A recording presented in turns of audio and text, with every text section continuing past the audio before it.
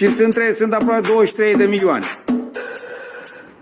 Dă cineva 25 de milioane, mâine o dau. Adică vreau să-mi scot banii. O să spuneți cui.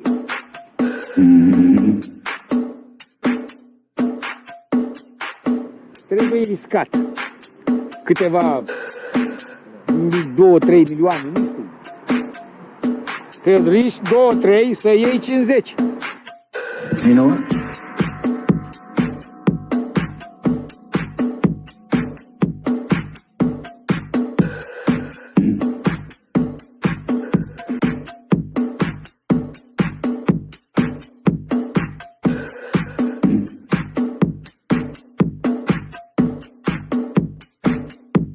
Eu am trecut pe multe bombe, gloanțe, mitraliere, toate am trecut, bombe atomice, le-am trecut și unde sunt viu. I'm not leaving.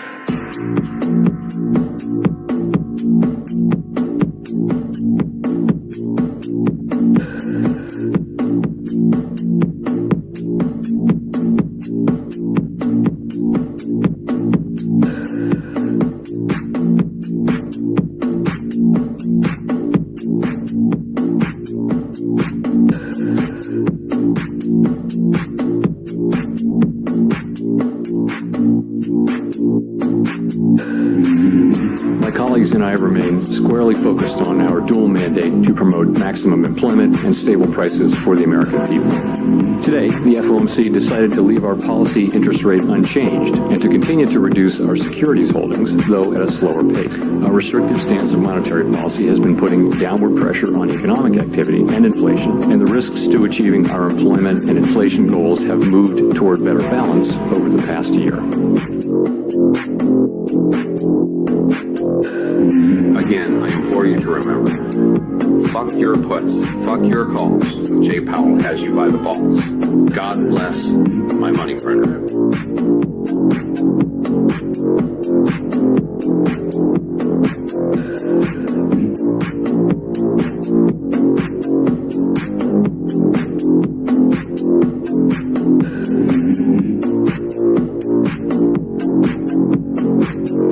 You know what?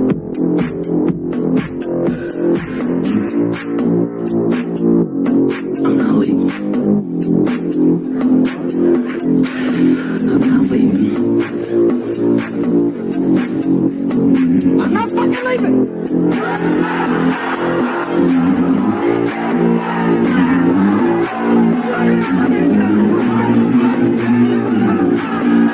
The show goes on. This is my home. They're gonna need a fucking wrecking ball to take me out. Going nowhere. They ain't going nowhere. They ain't going nowhere. They ain't going nowhere.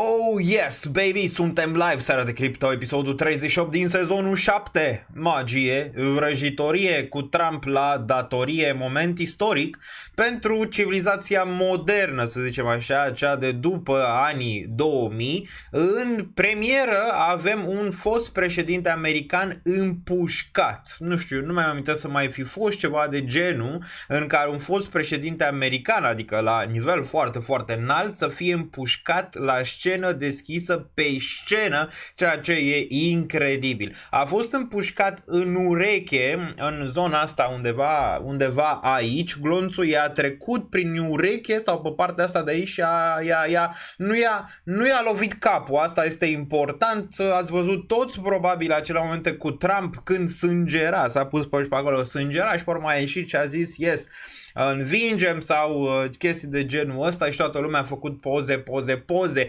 important e că a supraviețuit. Acum, dacă Trump nu supraviețuia acestui atentat, la care o să discutăm și o să vorbim imediat, deoarece sunt teorii peste teorii de conspirație din ambele directe, dar o să ne uităm un pic să vedem la fapte reale, ce s-a întâmplat, dacă e posibil să însceneze așa ceva sau nu, sau dacă această mutare a venit din partea serviciilor secrete americane sau din partea democraților sau din alte zone, vom discuta.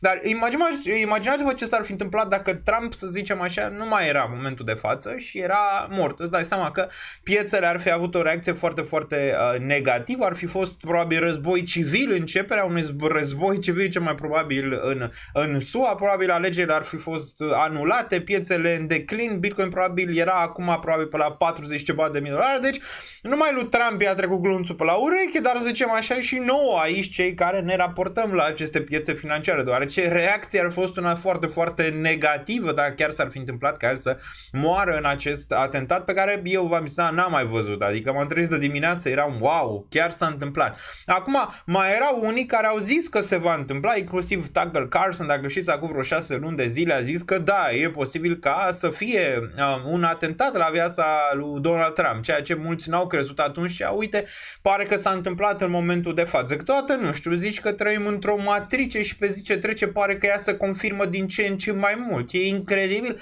Acum mulți au zis că și cei de la Simpsons, acel desen animat pe care îl știți cu toții, au prevăzut asta. Nu, din câte știu eu, acea știre este una fake, nu au avut niciodată pe Trump într-un sicriu, din câte știu eu, este o poză fake, dar a mai fost o persoană, unul acum vreo 3 luni de zile, care era cu Dumnezeu și a postat un video pe internet. Zicea că lui Dumnezeu i-a zis că Trump o să fie împușcat în ureche și o să stea pe jos și o să ceară ajutor lui Dumnezeu. Nu știu cum a nimerit-o, dar uite că a nimerit-o extraordinar de bine. Ok, bun. Acum, Trump n-a murit. Ea doar la ureche a fost rănit. A murit cineva din public, deci cel care a tras, era un sniper care a tras de pe o clădire din apropiere, a mai omorât, adică l-a tras vreo 3, 4, 5 și o să discutăm imediat cine e de vină pentru toată povestea asta sau ce s-a întâmplat sau care este cheia. Probabil mulți dintre voi știți deja care este cheia, sunt serviciile secrete americane, acolo este cheia și imediat o să discutăm despre scenarii și ce am putea vedea mai departe, desigur în legătură cu Trump. Acum, el fiind împușcat și n-a murit, șansele lui să câștige alegerile sunt undeva, din punctul meu de vedere, la 90%. Adică dacă erau dubii până acum că Trump câștigă alegerile acum după această tentativă de omor, cred că are șanse de 90% dacă nu face nimic, nu știu, irațional, prostește, pe care știm că Trump le mai face câteodată că nu poate să abțină. El probabil o să câștige și să fie nou președinte american. Și o să vedem cum reacționează piețele, deoarece eu consider că după toată tevatura asta, piețele o să să facă ceea ce se numește priced in. Și am văzut asta de la Bitcoin, care a urcat peste 60.000 de dolari. Acum îl vedem la 60.154. Imediat era undeva la 58.000 și un pic, s-a dus imediat în 60.000 momentul când s-a întâmplat chestia negativă cu Trump. Deci reacția piețelor a fost una bună după ce s-a aflat că el a scăpat. Desigur, doar ce șansele lui să câștige sunt foarte, foarte mari în momentul de față și asta ar trebui să întâmple. De acum până în noiembrie ar trebui să vedem lucruri pozitive pentru piețe, pentru că ar trebui să avem acest pricing pentru faptul că el câștigă. Și dacă el câștigă ar fi destul de pozitiv pentru cripto și pentru Bitcoin overall și pe parte și pentru celelalte piețe și poate anul 2025 va fi unul în care vom vedea acel blow off top și pe bursa americană, dar și pe criptomonede, ceea ce nu era exclus deloc. Pare că spre acel scenariu mergem în momentul de față, cu Trump având aceste șanse foarte, foarte mari să câștige. Vă salut pe toți cei de pe chat. Cum ați văzut voi momentul când v-ați trezit, poate dimineața, poate unii dintre voi era stres pe la 2-3 dimineața când s-a întâmplat. Cum ați văzut voi momentul? Acum îți dai seama, mulți ar zice, e prea venită în momentul perfect, nu? În care Trump are nevoie de voturi, chestia asta îl ajută, nu știu ce, pare că e așa venită fix în momentul potrivit, cum a fost și pentru democrați, când l-au condamnat pe Trump, dacă mai țineți minte. Trump e incredibil, de la a fi vinovat, condamnat, acum la erou în decurs de 2 luni de zile, după ce democrații aveau 1-0, v-am zis că probabil nu va rămâne așa, acum oricum pare mai aproape de 1-1, dar nu neapărat din vina sau din cauza sau datorită lui Trump, ci datorită acelui om care s-a gândit el să-l împuște pe fostul președinte american și a și reușit, că asta este chestia. Că acum sunt unii care se gândesc și vor să facă asta, că serviciile secrete sunt acolo pentru ceva, nu? Aia care stăteau pe bloc, acolo sniperii ăia, ca să vadă ce se întâmplă, erau acolo pentru ceva, nu? Să-l apere pe ăsta, ca să nu-l împuși să nu moară. Sau dacă l omora, ieșea urgie, ieșea rău de tot în SUA dacă murea Trump. Bun. Cum ați văzut voi momentul? Mulți ar zice moment fake, mulți ar zice moment real, o să discutăm. Fake e un pic greu, nu zic că este imposibil, nimic nu este imposibil și am și pus pe Twitter că oamenii zic, băi, e real sau nu e real? Am pus un poll, să vedem dacă e real și nu e real. Să vezi comentarii peste comentarii, că ești prost, că nu știi tu, că nu știu ce, băi, am pus doar un singur poll, deci măcar nu mi-am zis opinia, deci n-am apucat să-mi zic opinia când în comentarii erau, mamă, boule, fraiere, nu știu ce. Ok, deci măcar nu spusesem opinia, pusesem doar un singur pool ca să văd cum crede lumea, dacă e fake sau este real această tentativă. Și a început nebunia și o să vă arăt imediat. Dar din nou, dacă nu aveți argumente, să zicem așa, mai bine nu aveți o opinie doar simplă, dar aveți și argumente pentru sau pentru nu, știi? Adică, băi, eu cred că e fake, băi, eu nu cred că e fake, că e foarte, foarte greu. Dar o să discutăm imediat și o să discutăm scenariile în care e fake și nu este fake. Nu o să zăbovim prea mult, a zice eu că maxim 10-15 minute rezolvăm cazul Trump, că nu mi se pare atât de complicat de rezolvat și apoi mergem foarte, foarte frumos la piețe să analizăm. Este bottom-ul în momentul de față pentru Bitcoin, cum am crezut și sper și vreau, dar și datele arată că ar putea să fie în luna iulie acest bottom pentru Bitcoin și am putea începe din nou un ciclu bullish care ne-ar putea duce destul de sus, desigur contrar celor care sunt foarte bearish în momentul de față. S-a mai întâmplat în chestie, Germania s-a dus la 0, da, ați auzit bine? Germania, papa la revedere, s-a dus la 0 în ceea ce privește deținerile de Bitcoin. Nu mai au în momentul de față, au ajuns la 0, nu mai au ce să vândă. Acum, ca să mai vândă, trebuie să conviște din nou alt Bitcoin ca să poată să-l vândă din nou pe spot. Momentan nu mai au ce să vezi și asta e foarte, foarte bullish din punctul meu de vedere, că Germania nu mai are Bitcoin deloc și prețul, cu toate că am avut acest eveniment cu Trump, el oricum a început să crească imediat după ce balanța nemților a ajuns la 0, nu? Frumos, bine ați venit pe acest live, dacă vă place acest live, în care sper eu să participați foarte mulți pe chat, ok? Foarte mulți pe chat, trebuie să lăsați comentarii că aveți opinie despre Trump, că aveți opinie despre Bitcoin, că aveți opinie despre pe piețe pe care o să le analizăm imediat. Nu știu că o să fie meciul, nu o să stăm, o să terminăm probabil cu jumătate de oră înainte sau cu 15 minute înainte. Știu că mulți dintre voi probabil sunteți la terasă în momentul de față cu ceva în față, nu știu, o bere, o apă, habar n-am, un suc, așteptați să vedeți ce se întâmplă în meci.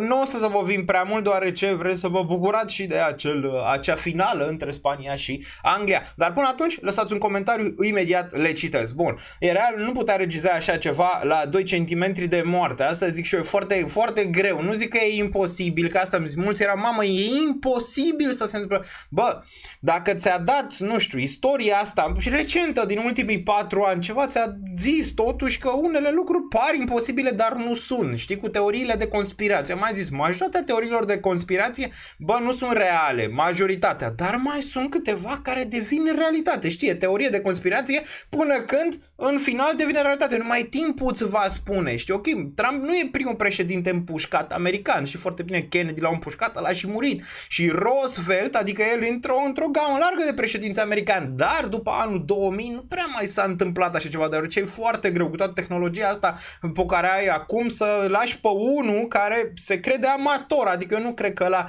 era un sniper de ăsta de carieră, că ăla nu rata niciodată, adică crede-mă, am mai vorbit cu oameni, să zicem, care sunt prin domeniu, nu ratează, așa ceva nu ratezi, știi, adică dacă era ceva așa de carieră, un profesionist, n-avea nicio șansă să-l rateze pe Trump acolo, a fost un amator, dar cum a ajuns un amator acolo, aia e întrebarea. Dar na, cu teoriile de conspirație, până și faptul că COVID ieșea dintr-un laborator, făcut în laborator, și aia era teorie de conspirație, până când a venit FBI-ul și a zis că știi ceva, nu e teorie de conspirație, chiar așa a fost. Adică nu înseamnă că dacă cineva are o opinie trebuie să-l considerăm prost, ok? În niciun caz. Fiecare are opinie, crede în ce vrea, dar în mare parte trebuie să ne uităm la dată, la facts, că asta avem. Noi nu putem avea mai mult de atât decât facts, că s-a întâmplat așa, să în final s-a întâmplat întâmplă așa, băi, noi trebuie să ne uităm la fact, că așa rămânem întregi la creier. Că e asta o simulare, că nu e, zic, în general, unde ne aflăm în momentul de față, bă, nu știm, noi ne trăim viața așa cum putem în momentul de față, dar lucrurile clar că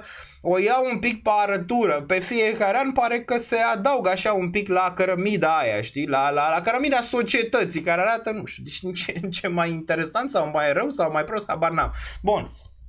Cristina zice, bună, Daniel, cum ar fi să se afle că a gândit Trump toată nebunia asta și le-a plătit cu BTC? Asta ar fi paranoia mea, n-are cum, adică discutăm, adică n-are cum, gen fix asta, poate Trump ar putea să facă el niște mutări, da, să plătească cu Bitcoin, în niciun caz, dar e mult prea departe. Nu suntem la terasă, suntem acasă și te urmărim, Daniel, zice Superborg aici. Toată noaptea asta am urmărit, m-am culcat la 8 dimineața, inițial am crezut că e stage, dar după toate informațiile mi-am schimbat părerea. Argumentele sunt în postarea cu sondajul de pe X. Da, e foarte greu să zici că tot ce s-a întâmplat a fost staged din partea lui Trump. Și dacă era, și asta e o parte din care o să o discutăm imediat, bă, dacă era, îți dai seama că nu se putea întâmpla fără serviciile secrete, corect? Sunteți... Cred că toți de acord. Dacă a zis Trump, bă, hai să vină unul să mă împuște de aproape, cu toate că trăim în epoca digitală, toată lumea filma cu telefonul, n-avea cum, știi, adică, dar să zicem că o făcea și venea și îl împușca unul de aproape și îl zgâria la ureche sau să zgâria el jos când s-a pus acolo ca la WWE, știi, dacă vă uitați la WWE, la wrestling, fix așa era, iau sânge băgat pe aici pe undeva și când îi dă unul, bam, zici că i-a dat una, de fapt e sângele care iese și nu e sângele lui real, știi? Dar na, e foarte complicat cu internetul, cu toate astea, ca tu să ajungi la nivelul ăla. Dar dacă ai fi ajuns, nu zic că e total imposibil. Nu zic că e total imposibil. Bă, dacă ai fi ajuns până acolo, îți dai seama că trebuie să ai nevoie de ajutorul serviciilor secrete. Și de ce serviciile secrete te-ar ajuta? Asta este întrebarea și o să o discutăm imediat. Că fără alea n-aveai nicio șansă, că aia știu tot. Adică nu vă imaginați că n-ar putea ști tot, ok? Bun. Azi ziua mea și aprecia o urare pe live, Sebastian, la mulți ani și tot chat-ul probabil o să zică la mulți ani sau cine vrea după chat, dar la mulți ani, să fii sănătos. Și la Bitcoin gros, hai comentate cu tap pe like-uri că e slabă dominanța, e slabă, e vară, e căldură mare în România, aici a început și în Olanda un pic, undeva la 21 de grade astăzi, totuși față de 37, 40 că sunt în România, tot bine, dar a început și aici, ăștia olandezii când e peste 25 de grade, la ei la capa 50 de grade. Cam așa se simte de fiecare dată, știi? La olandezi sau ăștia din UK la fel. Nu știu ei ce scăldurile alea 37, 38, 40 de grade. Bun, Trump la conferința BTC. Da, a zis că încă vine, se duce încă la conferința BTC. Nu știu, lucrurile pare că se așează incredibil de bine pentru finalul de an, dar și 2025 pentru a avea ceva urcări pe piețe. Și aici nu mă refer doar la Bitcoin, am putea vedea blow-off top-ul cu Trump la putere, adică un blow-off top de la frumos și pe bursa americană, și pe cripto, și pe tot și apoi vedem ce mai rămâne. Îți dai seama că mandatul lui Trump, având în vedere că ăștia fac eforturi mari, poate să-l scoată din joc. Nu zic că democrații sunt băgați în toată povestea asta sau, bă, dar se fac eforturi mari, au încercat să-l bage la pârnaie, au încercat toate chestiile astea, acum vine unul să-l omoare, serviciile secrete să facă, nu văd, adică sunt eforturi mari. Întrebarea este de ce? Pentru că știu ei ceva. Dacă revine Trump la putere, probabil o să se întâmple ceva și o să bage pe niște unii mai pești mare așa la pârnaie sau multe alte chestii. Probabil Trump are o agendă, una destul de bună, mai ales după primul mandat. Acum al doilea știe foarte bine cine l-a trădat și toate astea și când o să vină probabil o să popească pe mulți, dacă mă înțelegi. Deci asta e miza mare. E miza mare în momentul de față și se vede că este miza mare.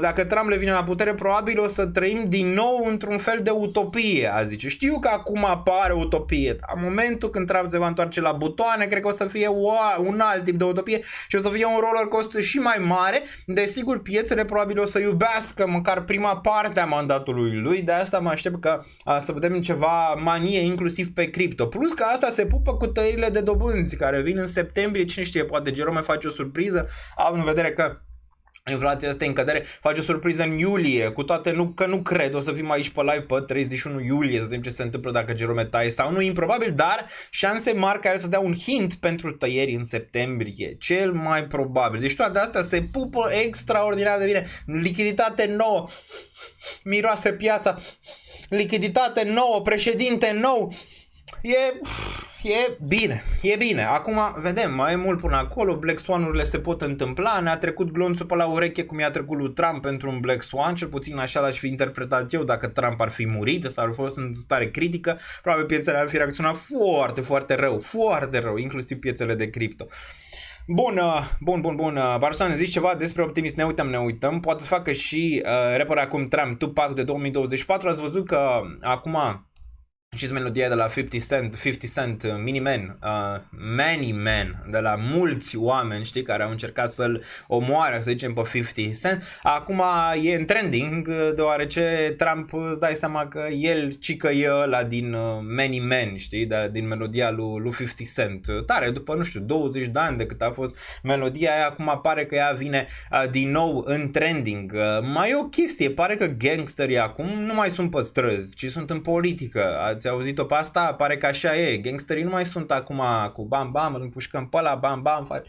Nu știu ce, cum era pe vremea lui 50 Cent, acum mai sunt la politică, sunt la afaceri de-astea, sunt la chestiuțe, mai altfel. Nu mai e, știi cum era în trecut, dar se poate observa unde sunt, adică dacă te uiți destul de atent. Bun, nu uit la poza postată de Tucker și pare cam ciudat sângele ăla de pe urechea lui Trump, zice Marius aici pe cea. Da, Tucker a zis că va fi probabil un atentat asupra lui Donald Trump și el crede că va fi împușcat. Asta era cu vreo 6 luni de zile. Vă mai arăt încă un video, nu știu dacă putem să-l punem sau nu, dar o să-l puteți să-l căutați voi, de unul cu 3 luni de zile, care e cu Dumnezeu și a zis că vorbește cu Dumnezeu și ți-a zis la virgulă ce se va întâmpla cu Trump. Nu știu, pare că oamenii o iau razna, pare că natura o ia razna, pare că totul o ia razna, dar noi rămânem aici conservatori și analizăm să vedem ce se întâmplă mai departe. Lebăda neagră e rea, lebăda albă este bună, exact. Black Swan este rău, adică lebăda neagră. White Swan, cum este aici, e îmbrăcat în alb, este bine. Acum pare că ne îndreptăm spre un White Swan, mai repede decât un Black Swan. Sunt de mult în politica de pe timpul ciocoii vechi și ciocoii noi, da. Dar mai vine o scădere, să mai acumulăm ceva, pare că mai aproape suntem debatem decât de o nouă scădere. Scăderea ai tot ai avut, lucruri negative ai tot avut în ultimele 4 luni de zile, acum pare că piața ar putea să-și revină în următoarele luni după ce poate forma un bottom, zic eu, destul de bun în luna iulie. Daniel, crezi că Fedul va tăia dobânda de referință dacă bursele au all-time high după all-time high? Zice că da, totuși ați văzut că bursele n-au fost atât de bune la final de săptămână trecută, dar ne vom uita imediat, pare că dau un pic înapoi. Cred că da. Nu țin neapărat, Fedul nu e împotriva creșterii economice, nu e împotriva faptului că bursa crește, e împotriva inflației în mare parte și aia cât de cât stă bine. Marea problema lui Jerome Powell e fie să nu taie prea devreme, asta e, dacă Jerome Powell taie prea devreme, pe urmă e nasol, dar dacă taie prea târziu e și mai nasol, deci e pus între Ciocan și Nicovala și desigur se va uita pe date, că el asta face, știți foarte bine, datele domnule vorbește și o să vadă șomajul care, inflația jos. Tăiere 25 puncte de bază septembrie, cam confirmat. Salutare, like, ca să avem și președintele, scăderea Fedului, terminăm și cu războaiele, pentru un moment vom avea o creștere, așa pare, așa ne dă senzația piața că am putea vedea bottom-ul luna asta. S-a a venit timpul să alegem pastila albastră sau roșie, cam așa pare. Bun, hai să vorbim acum că suntem 900 pe live, hai să trecem de partea Trump și o să analizăm acum, intrăm un pic în paint aici, da? Și o să analizăm un pic aici, facem așa, paint, și o să analizăm un pic, din nou, e doar o opinie, nu mă pricep nici la arme, nu mă pricep nici la distanța de unde s-a tras, nu mă pricep la astea, adică doar eu analizez, ce s-a întâmplat, sunt șanse să fie ăsta fake sau nu sunt șanse să fie fake și o să discutăm imediat și cine este de vină de asta, ok? O să analizăm imediat. Din nou, luați-o ca pe opinie, nu încercați să mă înjurați dacă opinia mea e diferită de a voastră, deoarece știți foarte bine că asta e esența democrației, fiecare are opinia lui, eu vă respect opinia, dacă tu zici că a fost fake și îmi dai niște argumente, n-am niciun fel de problemă, adică n-am o problemă, știu foarte bine că eu nu dețin adevărul absolut și am zis asta, poți să greșești și istoria poate să-ți dovedească că, să zicem așa, oamenii care au fost super siguri pe ce au crezut ei, s-a dovedit în final, cât? Cred că erau 90%, sigur 100%, COVID-ul n-a venit de laborator, ci a venit de la niște lilieci, ceea ce s-a dovedit fals, total fals. Deci 90% erau, stau în cap. Dacă ziceai ceva acolo, că nu, că hai să analizăm, că poate eu nu s-ar, dar nici tu nu ar trebui să fii, știi, nu, stau în cap direct. Ce uite-te la liliac, a venit, unde? Că a venit din altă parte. Deci din nou, încercați să luați lucrurile, să zicem așa, să le analizați prin gândirea voastră și pe urmă puteți să aveți o opinie sau alta, să ziceți voi, să-i dați în cap lui ăla, că ăla e prost, că ăla, bă, stați mă ușor, că istoria va dovedi niște chestii, mai ales în ultimii 4 ani de zile, că societatea nu e așa de corectă cum crezi tu, sau bună, sau reală, în ce vezi la televizor, sau ce vezi pe internet, sau în alte zone. Nu e așa, adică nu e așa. Câteodată, bă, lucrurile astea așa sunt cum sunt ele, știi? Bun, hai să analizăm un pic aici, mergem un pic în pei. Deci, Trump, da? Facem așa, Trump, aici îl punem mare, îl subliniem.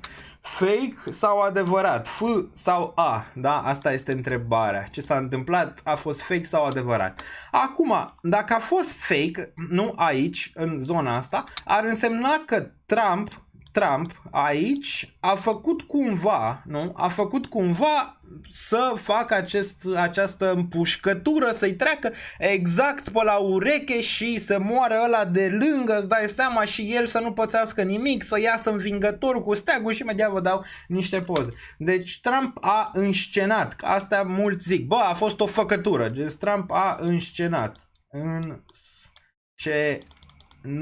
treaba, ok? Treaba. Bine, nu el, cei din campanie. Trump a înscenat treaba. Se poate asta? Bă, probabilitatea este mică.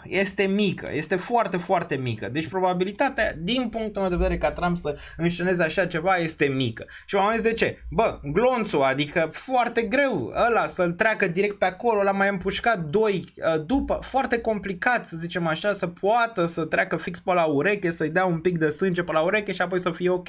Sunt poze cu glonțul care se duce, că e greu. Trăim în epoca digitală în care fiecare putea filma de acolo cu telefonul. Unul tot scăpa să zicea, uite mă, i-a tăiat cu urechea, cu nu știu ce, când era jos, s-a întâmplat, s-a făcut aia, nu știu ce. Bă, nu există momentan, ok? Nu există. Ok? Deci Trump, ca a înscenat el, mi se pare complicat. Acum, mai e o teorie aici ca să fie fake. Dacă este, eu zic că e probabilitate foarte mică, dar dacă este înscenare doar plus, deci Trump plus serviciile secrete. Servicii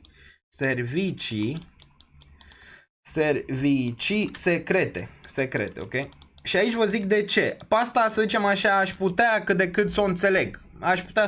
Deci Trump plus serviciile secrete. Acum mă zic, bă, de ce l-ar ajuta? Pe ăsta, de ce l-ar ajuta serviciile secrete pe Trump să câștige? Că el câștigă din toată treaba asta imagine, nu? E plus pentru el, pentru că câștigă imagine, a scăpat, au încercat ăștia să-l omoare, mamă, uite cât de important e, că nu știu ce, bla bla, vor să-l omoare, nu? De ce l-ar ajuta serviciile secrete? Păi, pentru că deja, să zicem, deep state-ul, e destul de clar că președinții americani sau ăștia, bă, sunt niște marionete și n-a dovedit. Dacă Putin are el ceva adevărat din toată retorica lui pe care o are, dacă există ceva adevărat în discursul lui Putin, este faptul că niciun președinte american de fapt nu conduce America, ci este deep state-ul sau serviciile sau împreună sau cum vrei să zici. Adică este acolo uneltă care aia dictează de fapt ce se întâmplă cu America, de fapt nu președinții americani. Și pot să o înțeleg și da, cred din punctul meu de vedere că este destul de aproape de adevăr. A zis-o și în România. Băsescu a zis că eu cred cel mai important președinte din România. Eu cred că am știut totul, dar totul înseamnă 10%.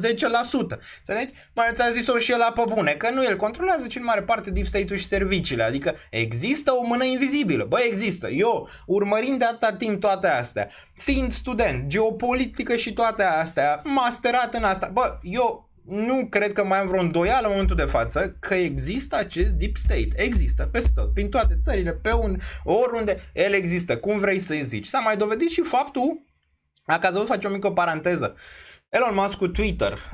Ăștia de la Uniunea Europeană au ieșit acum câteva zile și au zis, mamă, Twitter nasol, văd numai porcării acolo pe Twitter, fake news-uri, nu știu ce, bla bla bla bla. S-au luat de Elon și Elon a venit și a zis, pe Twitter, știi ceva? Ăștia de la Uniunea Europeană au venit la noi și ne-am zis, bă, dacă voi cenzurați niște conținut pe care vrem noi și vă scriem lista cu ce să cenzurați, vă lăsăm în pace. Dacă nu vă lăsăm în pace, Deci unde e gangsterul? Cine este de fapt gangsterul? Asta este întrebarea în toată povestea asta. A? Deci clar că există ceva acolo. Există ceva acolo, da? Deci dacă s-ar fi înscenat toată treaba asta, nu se putea face fără serviciile secrete. De ce ar face serviciile secrete asta? Urmăriți ideea până la capăt, ok? Asta aș putea să zicem așa, să zic, mă, e o mică șansă acolo. Aia că a înscenat-o Trump singur, eu aș zice că șansele sunt bune asta să o facă Trump singur. Aici plus serviciile secrete Trump ar putea fi o teorie, având în vedere că ce? Ăsta Biden vrea să fie scos din cursă, ăștia din Deep State-ul, din democrații, Deep State-ul, bă, nu-l mai vor pe ăsta. Nu-l mai vor, pur și simplu. Până și CNN-ul s-a întors împotriva lui. Tot aparatul ăsta s-a întors împotriva lui. Nu-l mai suportă. Bă, ieși, pleacă, nu știu. Ăsta Biden a zis, bă, nu plec. Și ceva? Nu plec. I'm not effing living. Stau aici până la infinit, până când mor pe scaunul ăsta de președinte, nu mor. Și îți dai seama că încearcă prin diferite metode să-l scoată. Și Pelosi aia a zis că ar trebui să se retragă. Și adică e important din vocea Deep State-ului american a zis, bă, hai, lasă-ne, știi ceva? Lasă-ne că oricum n-ai niciun fel de șansă. Și acum, făcând treaba asta, îl ridică pe Trump ca să-l facă să înțeleagă pe Biden, bă, nu mai ai nicio șansă acum, pa, la revedere, ieși acasă, știi ceva, ieși, nu mai ai nicio șansă, lasă poate altcineva care poate să aibă o șansă reală cu ăsta în câteva luni de zile, că tu n-ai. Știi bine, asta e o teorie pe care poți să înțelegi și m-am gândit la ea, ok, m-am gândit la ea. Cred că e în probabilitate mare se întâmple, nu. Având în vedere faptul că e greu, adică e greu am zis, glonțul, cum vine, să-l iei, opinia publică, toată, bă, e greu să-l înscenezi. E greu să înscenezi așa ceva. Deci teoria asta nu pot să o cred. Nu pot să o cred nici pe prima că Trump a înscenat el ceva aici, dar nu pot să o cred poate nici pe asta. Dar pe asta aș avea un pic mai mare, să zicem așa, probabilitate. Deci Trump plus serviciile secrete ar putea să fie, ok? Acum, la nivel adevărat, aici sunt câteva chestii. Da, eu cred că a fost adevărată. Sau dacă a fost ceva aici, în final a devenit adevărat, doar ce lucrurile probabil au scăpat de sub control. Ok? Bun. La adevărat, e destul de simplu, sunt câteva teorii. 1, 2, 3, să zicem așa, aici.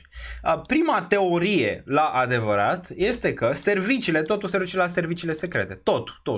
Nu există așa ceva. Nu există. Și mă mai arăt oameni care pe Twitter au zis că au lucrat în serviciile secrete și nu există, să nu vezi tu, un amator care să urcă cu o pușcă pe un bloc să stea el acolo. Serviciile secrete, clar, din punctul meu de vedere, l-au văzut. Bă, l-au filat, știau cine aia, nu știa. Bun, dar hai să luăm teoriile, da? De serviciile secrete, aici la adevărat, serviciile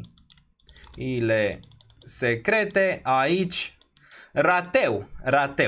Adică, bă, așa a fost, știi? Adică așa a fost. Pur și simplu l-au lăsat pe ăla. A fost o comunicare proastă. Adică ea l-au filat, l-au văzut, dar l-au lăsat să tragă. Sunt și știri că cică ăla care era acolo, l-avea de 3 minute deja în vizor. Știa cine e și a zis, bă, trag în el sau nu trag? Și șeful la serviciu a zis, nu trage. Până când a tras ăla de 3 ori, a tras și în Trump în ureche, a tras și în vreo 2 din public, unul a și murit și pe urmă l-au decapitat și pe ăla, ok? Imediat după. Deci din nou, sunt 3 teorii. Deci serviciile secrete, bă, rateu, ok? Rateu. Aici nu știau, adică nu știau, pur și simplu.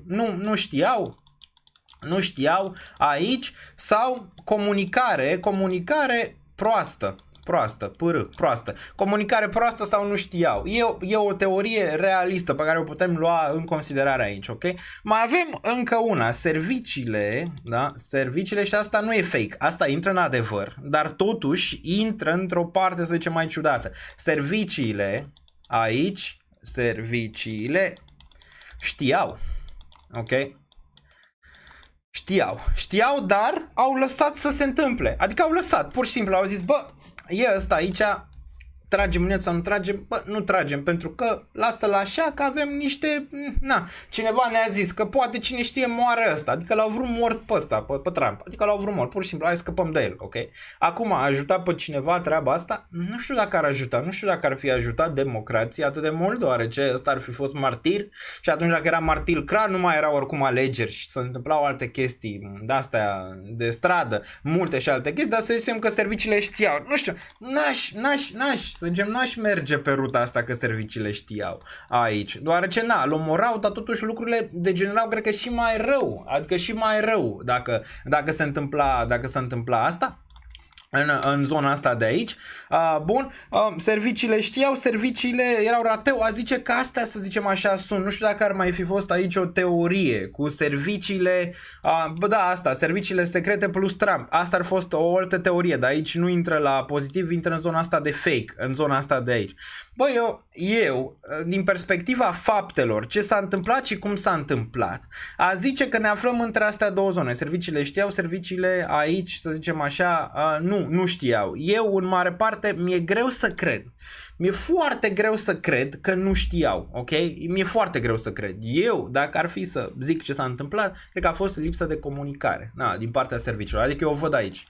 Eu văd aici lipsa de comunicare, adică serviciile au văzut pe ăla care trage, l-au văzut, l-au filat, nu știu ce, dar l-au lăsat crezând că poate nu e, știi? Eu o văd în partea asta de comunicare. Clar că sunt lucruri care nu se leagă acolo, adică cum l-au lăsat pe ăla să urce, ăștia controlează toate clădirile adică au oameni acolo, cum l-au lăsat, cum s-a întâmplat, știi, adică greu. E Trump atât de important ca serviciile să-l omoare și să riște o răscoală națională? Astea sunt întrebări la care nu pot să răspund, ok? Dar astea sunt, așa trebuie să te gândești. Cheia sunt serviciile. Bă, ce au făcut serviciile aici? Ce puteau să facă mai bine? De ce s-a ajuns aici, în zona asta? Și clar că ceva acolo e putred undeva. Fie lipsă de comunicare, fie chiar au vrut să-l nenorocească pe ăsta, fie, nu știu, erau mână-mână Trump cu serviciile, ceea ce nu cred. Nu cred povestea asta pentru a ajuta pe Biden. Cel puțin așa o văd. Mai am tabletă UAM, e pe aici pe undeva. Deci cam așa o văd, lipsă de comunicare cu ceva lucruri pe care poate nu le înțelegem, nu le știm încă, de asta avem nevoie de mai multe date. Că a fost fake, nu cred, deoarece putem să căutăm aici poze, ca să vedeți, nu cred că a fost fake, cu toate că orice se poate, nu excludem, vedem un pic mai târziu când vin mai multe date, să zicem așa. Cauți Trump aici, destul de frumos. Voi ce părere aveți? Ceva e clar putred acolo, adică ceva e clar putred, dar în ceea ce privește serviciile secrete. Aia e. Adică nu mi se pare că Trump, nu mi se pare că democrații, mi se pare că Deep State-ul plus serviciile au încercat ceva acolo, bă, și pare că nu le-a ieșit ceva sau chiar a fost o greșeală din partea lor, ceea ce la nivelul ăsta mi se pare greu. Mi se pare greu. Bun. Ești naivniță, Damian, să știi că o să părăsești canalul, am vorbit de la început. Dacă zici ești naiv, nu știi, vină cu ceva date, vină cu ceva pe lângă. Dacă nu, tată, că aici gândim cu creierul, aici nu suntem și luăm informații așa, sau ne gândim la teorii de conspirație, că ne arde nouă să ne gândim la teorii de conspirație. Problema era că glonțul ăla nu s-a oprit în aer, iar în spate era o grămadă de oameni. Bun, nu pot scrie pe tabletă mai clar, parcă pentru aia ai luat-o, da, o am pe aici pe undeva, data viitoare posibil. Bun, ce credeți? Dar încercați să n-aveți opinii de-astea extreme, că ăla știe, că ăla face, că ăla drege, că știi tu mai bine. Știi tu mai bine, cred că știi mai bine, ai fost acolo, ai experiență în arme, ai experiență în lupte, ai experiență... Unde, mă? Noi ne uităm și analizăm, doar asta putem să facem, ok? Acum, că e pro, da, și toți în favoarea lui Trump, toți, și ăsta, Elon Musk, până și Biden a zis că nu trebuia să întâmple. Toată lumea și băi, e clar pozitiv pentru el, dar să facă Trump singur toată povestea asta mi se pare extrem de greu, plus și cu ajutorul serviciilor secrete mi se pare greu. Mi se pare mai mult mingea în partea cealaltă. Comunicare proastă sau serviciile secrete americane chiar au încercat ceva cu Deep State-ul pentru a-l face pe Trump să tacă. Ceva a fost acolo încercare. Dar fake nu mi se pare. Eu nu cred că și-ar fi riscat viața pentru o simulare fake, sincer. Da, asta zic și eu. Eu nu cred că el a fost implicat în povestea asta. Mai fricat și butonul de like. Trump a zis că nu va mai susține Ucraina, nu mai dă fonduri. Crezi că va fi o problemă pentru țările din estul Europei, inclusiv noi, Moldova, posibile amenințări din partea Rusiei. Vedem ce decide în momentul când vine la putere. Dar asta, da, să zicem, ar putea fi depinde înțelegerea cu Putin. Dacă nu există o înțelegere cu Putin acolo, ca Putin să back the F down, adică să stea la locul lui. Adică, bă, stai la locul tău, tată. Ce cauți? Ești în Ucraina sau rămâi cu un teritoriu pe ăla, oricum care era rusesc și lasă-le în pace, lasă Ucraina în pace să se dezvolte, să se refacă cu banii în pate Uniunii Europene sau Statelor Unite pentru dezvoltare, nu pentru război. Aia ar fi o poveste. Dacă povestea lui Trump ar fi că nu ne interesează, atunci ar fi rău. Atunci ar fi destul de rău. Dacă zice Trump, bă, ceva nu ne interesează ce se întâmplă în Ucraina sau în partea aia din România, ar fi rău.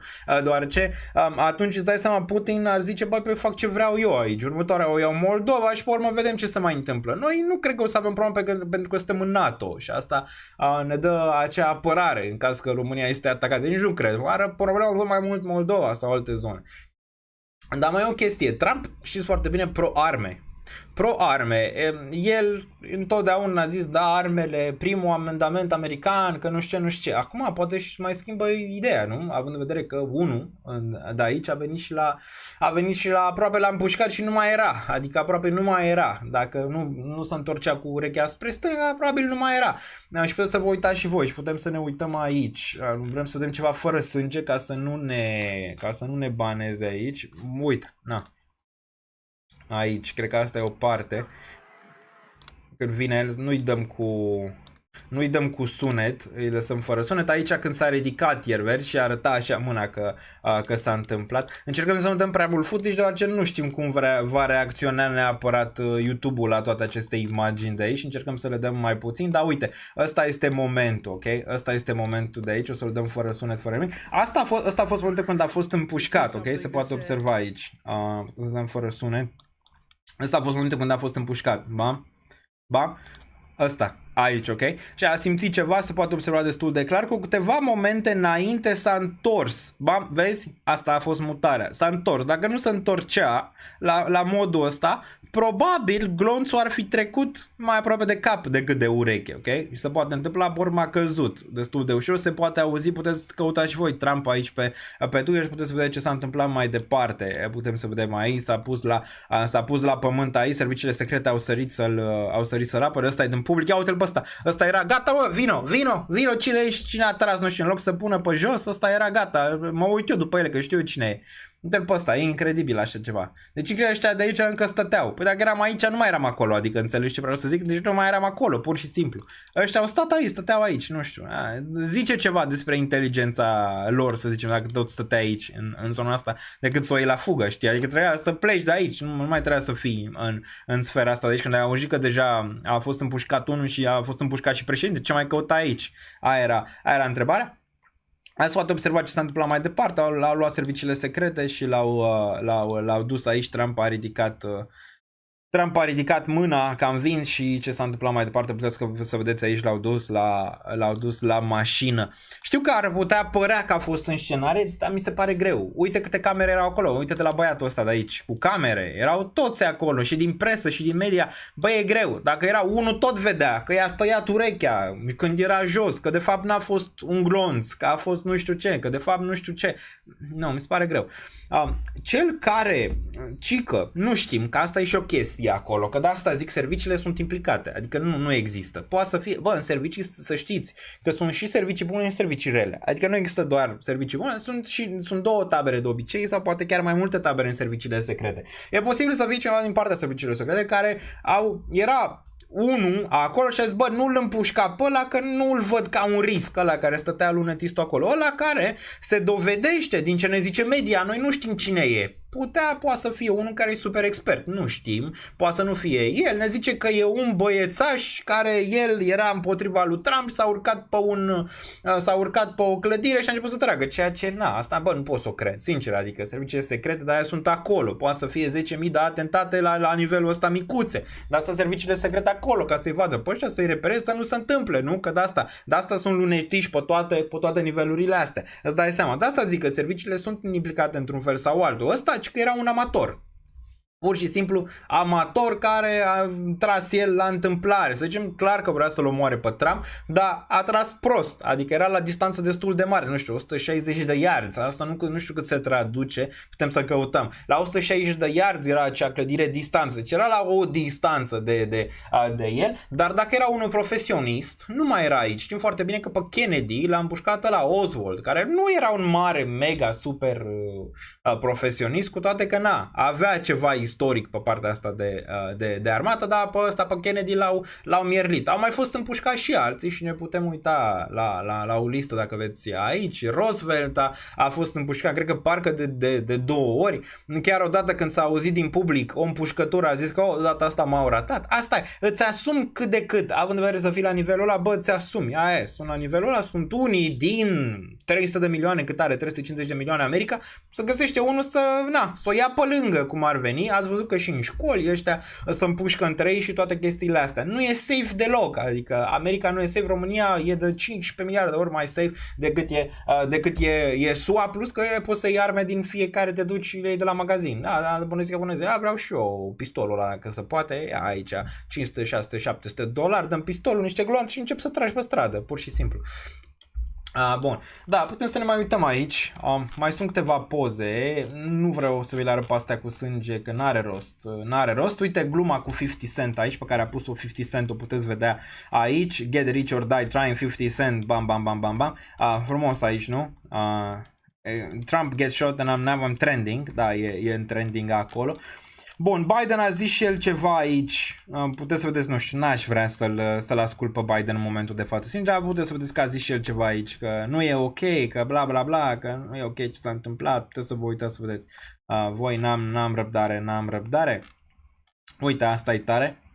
Trump, de la condamnat la campion. E incredibil așa ceva. E incredibil. Deci mie nu mi-a fost dat să văd. În decurs de 2 luni de zile. De la iubire, la hate, de la...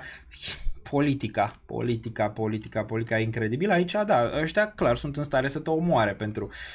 și nu zic doar cetățenii normali, nu, sunt în stare să te omoare, ăștia, Deep State-ul, serviciile, toți ăștia, sunt în stare dacă nu stai la locul tău. Bun, mai departe să vedem aici alte poze. Probabil poza asta ați văzut-o peste tot. E și pe thumbnail pe care o vedeți aici cu Trump și cu steagul. Păi numai cu poza asta e câștigat deja. Adică s-a făcut poza asta. S-a terminat. S-a terminat, adică ce campanie să mai faci? Ăsta Trump nu mai poate să facă nimic. Doar pune poza asta în fiecare zi, atât. Poate să pună, gata, luptăm campionii mei, pune poza asta în fiecare zi, s-a terminat povestea, câștigă 80% din voturi, niciun fel de problemă aici. Mai aveam ceva să vă arăt, ia stai așa să vedem. Dacă nu mergem la piețe imediat. Am mai zis Trump aici ceva. Thank you everyone for your thoughts, pentru gândurile și rugăciunile de ieri. Dumnezeu l-a salvat, așa bla bla bla. Ce ar mai fi aici? Ar mai fi ceva? Nu știu, nu cred. Bun, hai să ne mai uităm. V-am zis că era ăsta, bă, și câteodată realitatea e ciudată rău de tot. Era unul care ăștia credeau nebuni, știi, zicea treaba asta pe internet, cu Dumnezeu, cu astea, bă, a zis exact ce o se întâmple cu Trump. Ia, hai să dăm un pic, sperăm să nu ne luăm. Dacă ne luăm strike, ne-am luat strike, asta e, nu mai avem ce face. Dar asta e reală, aia cu acel video pe care l-ați văzut voi cu... cum îi zice, acea poză pe care ați văzut-o voi cu Simpsons și Trump, aia nu este reală. Singurul lucru pe care Simpsons l-a zis e că el va deveni președinte sau posibil să devină președinte, dar să-l omoare, asta mi se pare fake. Dar uite ce a zis băiatul ăsta, hai că cred că merită să-i dăm să vedem. Deci asta e real, o puteți găsi pe YouTube, poate vă dau și link-ul. Deci ăsta, acum 3 luni. All throughout America, and I saw Trump rising up, and then I saw an attempt on his life. This bullet flew by his ear, and it came so close to his head that it busted his eardrum. Deci asta i-a zis Dumnezeu, mă, fii atent aici. Deci, dacă vreți să o luați un pic razna, băiatul ăsta, așa se numește video, T-Prophets Explain 3 American Solar Eclipses, April 8 Sign, Amanda Gray, așa îl găsiți, deci căutați așa pe YouTube și îl găsiți. Deci, băiatul ăsta a zis că Donald Trump va fi împușcat, ok? Și va trece glonțul pe la ureche un pic și îi va da sângele la ureche, dar totuși va scăpa. Mai. And I saw he fell to his knees during this time frame. A căzut în genunchi ceea ce a făcut. A căzut în genunchi, corect. And he started worshiping the Lord. He got radically... Și să ruga la Dumnezeu, ceea ce a și zis în tweet-ul de acolo, că Dumnezeu l-a scăpat. Na, ce mai putem să zici? Deci l-auzeai pe băiatul ăsta, deci fii atent, tu dădeai de video ăsta cu 3 luni de zile și ziceai, bă, ăsta e nebun, tată, ia de aici, că ăsta vorbește cu Dumnezeu, între ghilimele, deci vorbește cu Dumnezeu. Deci îi ziceai, bă, ăsta e nebun, îl legăm, îi punem centura și îl ducem în altă parte, că aici n-are ce căuta pe internet să ne vorbească de chestiile astea. 3 luni mai târziu, stăteai, bei și tu un shake și pe urmă te trezeai dimineața și zice, mamă, Trump a fost împușcat. Da, cum a fost împușcat? Păi la ureche, i-a trecut glonțul pe la ureche un pic. Da, pe urmă s-a pus în genunchi. Da, s-a pus în genunchi pe urmă. Și s-a rugat la Dumnezeu. Da, mă, s-a rugat la Dumnezeu. Ok, bine. Și apoi, s-a terminat povestea. Adică nu mai are, adică nu mai are rost. Born again during this time frame. I'm talking, people say he's saved now, but he becomes really on fire for Jesus, for what I saw coming. Ok, și ăsta zice că se va schimba și va deveni pro-Dumnezeu și mai mult. Acum vedem. And then I saw people interceding when I saw him winning the presidency. L-a văzut că o să câștige președinția. Through great, the Lord showed me it would go clear into the summer. Great persecution would come on him through the judges and through the law and all these people trying to sue him and all this stuff. But there would be a stop to it, and their things would start to break free, come toward the fall. And then I saw him winning the election through the Patriots coming out and voting, and all throughout. Incredibil. Incredibil. Putem să terminăm live-ul aici, adică mai e vreun dubiu că asta e o simulare, nu știu, zic, îl vedeai pe băiatul ăsta, bă, una e să zici că Trump va fi împușcat, cum a zis ăsta, Tucker Carlson. A doua e să zici că va fi împușcat în ureche, că glonțul îi va trece pe la ureche și va lăsa puțin sânge la ureche, că se va pune în genunchi, că se va ruga la Dumnezeu. Deci asta putem încheia live-ul aici, video este real, m-am uitat la el de 15.000 de ori, băiatul ăsta, nu știu, pare că știi ceva, îl întrebăm ce se întâmplă cu Bitcoin peste o lună, nu știu, mai repede ne uităm la el, că, nu știu, are o conexiune reală, pare, cu cineva acolo undeva. Bun, nu ar fi pus ceva pozitiv despre spațiu cripto. Exact, ar fi fost bine. Deci asta zic. Concluzia e destul de clară din punctul meu de vedere. Trump a fost împușcat. A încercat cineva să-l omoare, tentativă de omor la adresa lui. A tentat, cum vrei să-i zici. A scăpat cu viață. Nu cred că a fost un scenariu din partea lui Trump, deoarece e foarte greu să o facă în epoca asta digitală în care toată lumea, toți erau cu camerele de filmat acolo, toți știau, erau toți din toate televiziunile posibile și imposibile, e greu. E greu să o faci, ok? E greu să treci cu glonțul pe la ureche, să nu știu ce, chiar că vrei să o scenezi, foarte greu.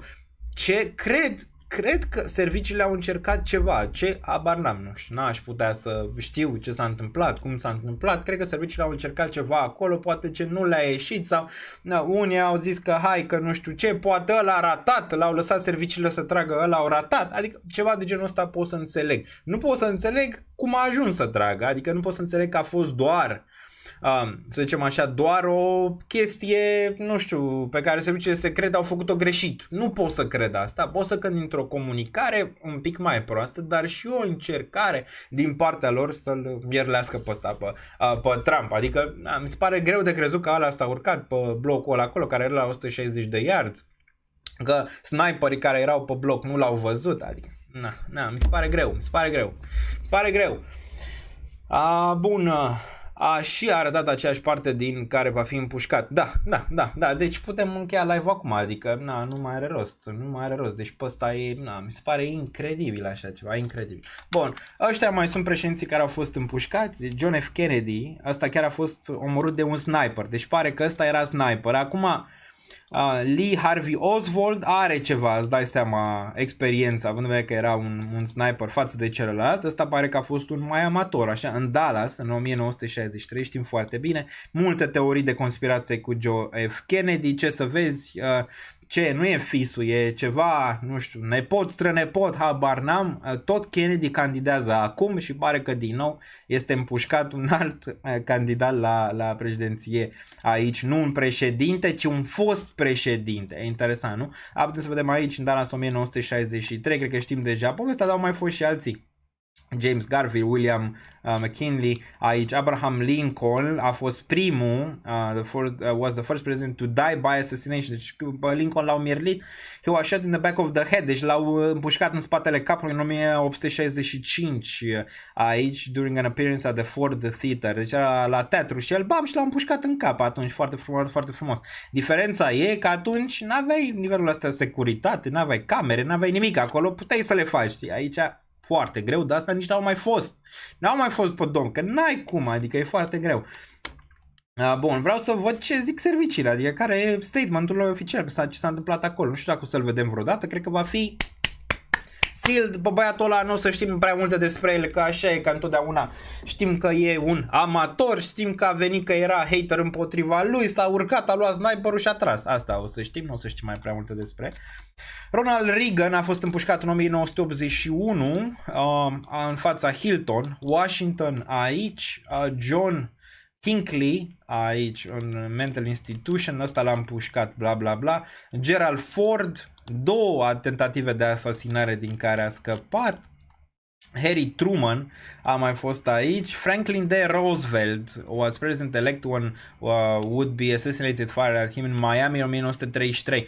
Și ăsta, Roosevelt, la fel, cred că tot 2 a avut Roosevelt din care a scăpat, una chiar l-a nimerit pe Roosevelt și a făcut și o glumă Roosevelt, a zis că glonțul a fost încetinit de discursul lui de 50 de pagini. Asta a zis Roosevelt atunci după ce a scăpat cu viață, după ce l-a împușcat unul, nu știu, în zona asta toracică de aici. Deci nu e neapărat primul, dar de atunci nu știu dacă a mai avut ceva, nu prea.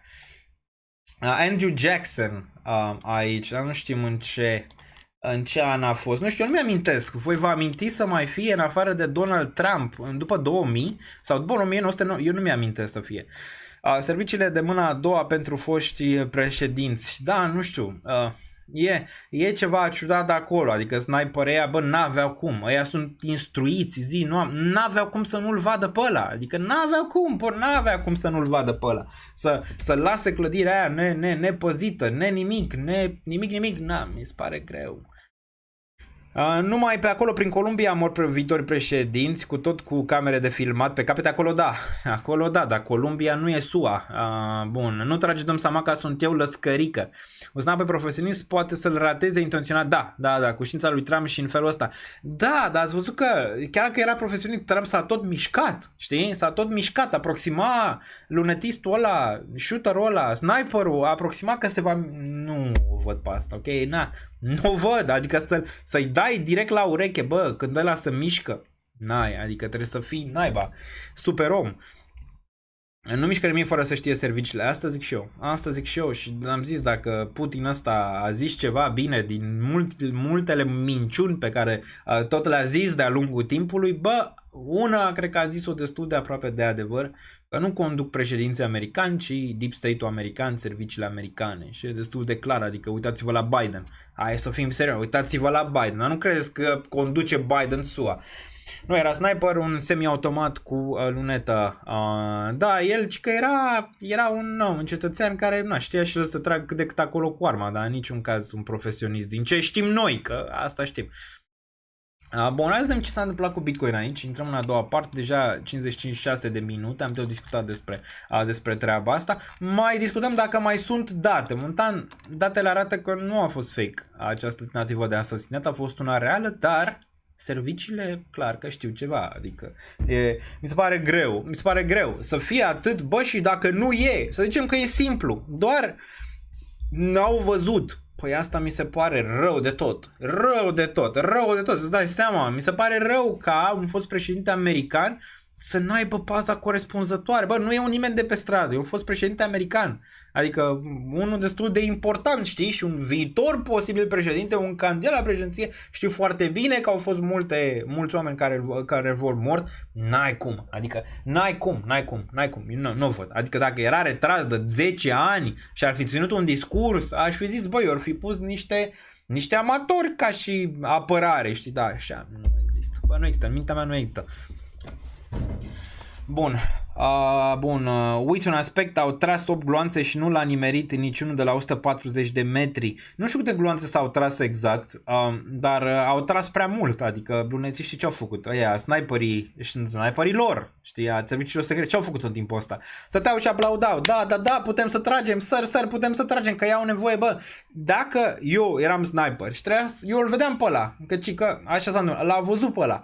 Dar cică ăla nu i-a dat permisiunea, generalul ăla mare nu i-a dat permisiunea lui să-l omoare, știi, era acolo, stătea, da, îi dăm, ăla nu, n-aveai ce să faci, că tu așteptai confirmare de la șeful superior ca să dai, știi.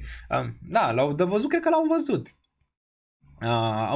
A murit persoana care a tras, da, l-au omorât după. L-au omorât după, erau și poze cu el, puteți să căutați, nu o să ne lasă YouTube-ul să băgăm așa ceva pe post, l-au decapitat după, acum ăla nu mai poate să vorbească, să facă nimic, îți dai seama că de fiecare dată mort. Nu știm cine e, ce a făcut, cine l-a pus, cum a ajuns acolo, cum s-a urcat, nu mai știe nimeni. Asasinul a fost văzut și indicat serviciilor de către oamenii din public, da, am văzut și eu asta, deci incredibil, deci oamenii din public au zis, bă, vedeți că e unul pe bloc. A venit unul și bă, vedeți că e unul pe bloc și ăla era, bă, pleacă de aici că ne strici, pleacă, știm și noi că pe bloc, lasă-l acolo să stea. Deci a venit unul, deci unul din public și a zis, bă, vedeți că e unul pe bloc. Cred că are și o armă. Aia, stați, știi, domnule cetățean, nu este niciun fel de problemă. Bun, Daniel, vedem o mulțime de filme. Dacă Trump a acționat un dispozitiv, iar răniții și cel asasinat victime colaterale, n-aș zice. Continuă să acuz serviciile secrete și dar vezi cum o dronă cade pe casa ta. Nu știu, nu înțeleg ce zice Ovidiu aici. Continuă să acuz serviciile secrete și dacă vezi acum o dronă cade pe casa ta. Că vorbesc de servicii și cad o dronă. Cad o dronă, ți-am zis. Viața e cum e. Serviciile sunt și bune și rele, cum am zis. Adică ai servicii secrete bune și ai servicii secrete mai puțin bune, ca în orice. Nu e întotdeauna la unison, știi? Cum suntem și noi aici, îți dai seama, că nu ne înțelegem toți, gen să avem aceeași idee, așa și la ei. Bă, dacă vine Trump, ce facem aici? NATO, papa, la revedere, Rusia ia niște Ucraina, bagă la brânaie pe ăștia care i-au făcut rău, mai face niște nefăcute până lume, poate nu, poate da, poate nu, știi, adică sunt ei în aceea sferă. A fost mâna lui Dumnezeu și l-a salvat pe Trump și pe noi la fel. O să fie bull run. Așa pare. Vedem dacă supraviețuiește până atunci. Acum îți dai seama că toate serviciile n-ar mai putea acum, nu? Și dacă e vreo schemă, ce mai miră în ziua de azi? Unii de aici se hrănesc cu filme. Daniel, felicitări pentru live de notat. Zice, da, încerc să rămân întotdeauna imparțial, să privim lucrurile pe bune. Singurul lucru care nu se leagă nu e faptul că Trump a încercat el să-și șineze ceva. Nu, serviciile. Ăla este singurul lucru care nu se leagă în toată povestea. Mai țineți minte încă un fapt care nu s-a legat. Când a atacat Israelul, știi, țineți minte, teroriștii ăia. Da? Țineți minte că au venit cu parașutele. Bă, nu știa nimeni că vine ea. Deci erau unii cu parașutele și au aterizat, au venit cu parașuta, bă, și Mossadul nu știa nimic, înțelegi? E cam aceeași dinamică, bă, cum să nu-i vezi pe aia cu parașutele care vin? Tu, Israel, care ai cel mai tare sistem de surveillance ever, cel mai tare scut ever, vin unii cu parașutele și îți nenorocesc, adică înțelegi ce vreau să zic? E fix același și aici. Vine un cetățean care e debil mental, poate, se urcă pe un bloc, ia sniperul, care nu știu de unde face sens, dai seama că cineva cumpără un sniper, pare că intră pe radar acolo, bă, cineva a cumpărat un pistol, e ok, îl folosești, bă, da, când cineva ia un sniper, da? E altceva, ia un sniper, ce face cu el? Serviciile secrete, ding, ding, ding, ding, păi se duce și poc, să urcă pe bloc. Unde-i blocul? Uite un bloc acolo, ar putea să tragă de acolo, ar putea să tragă de acolo. Avem lunetiști? Avem. Îl vedeți? Îl vedem. Tragem în el? Nu tragem. Înțelegi? Asta e. A zburat sub radar, cum s-ar zice, exact. Respect pentru efort. Din ce am văzut, Thomas Matthew Crooks, un tânăr de 20 de ani, a încercat să-l asasineze. Hai să ne uităm un pic la el dacă vreți aici. Thomas Crooks. Acum așa zic ei. Acum nu știm exact. Așa îl cheamă, nu? Matthew Crooks. Crooks. Ia să vedem dacă găsim ceva. Da, sper că nu cu fața lui moartă, că asta nu vrem să vedem pe live în niciun caz.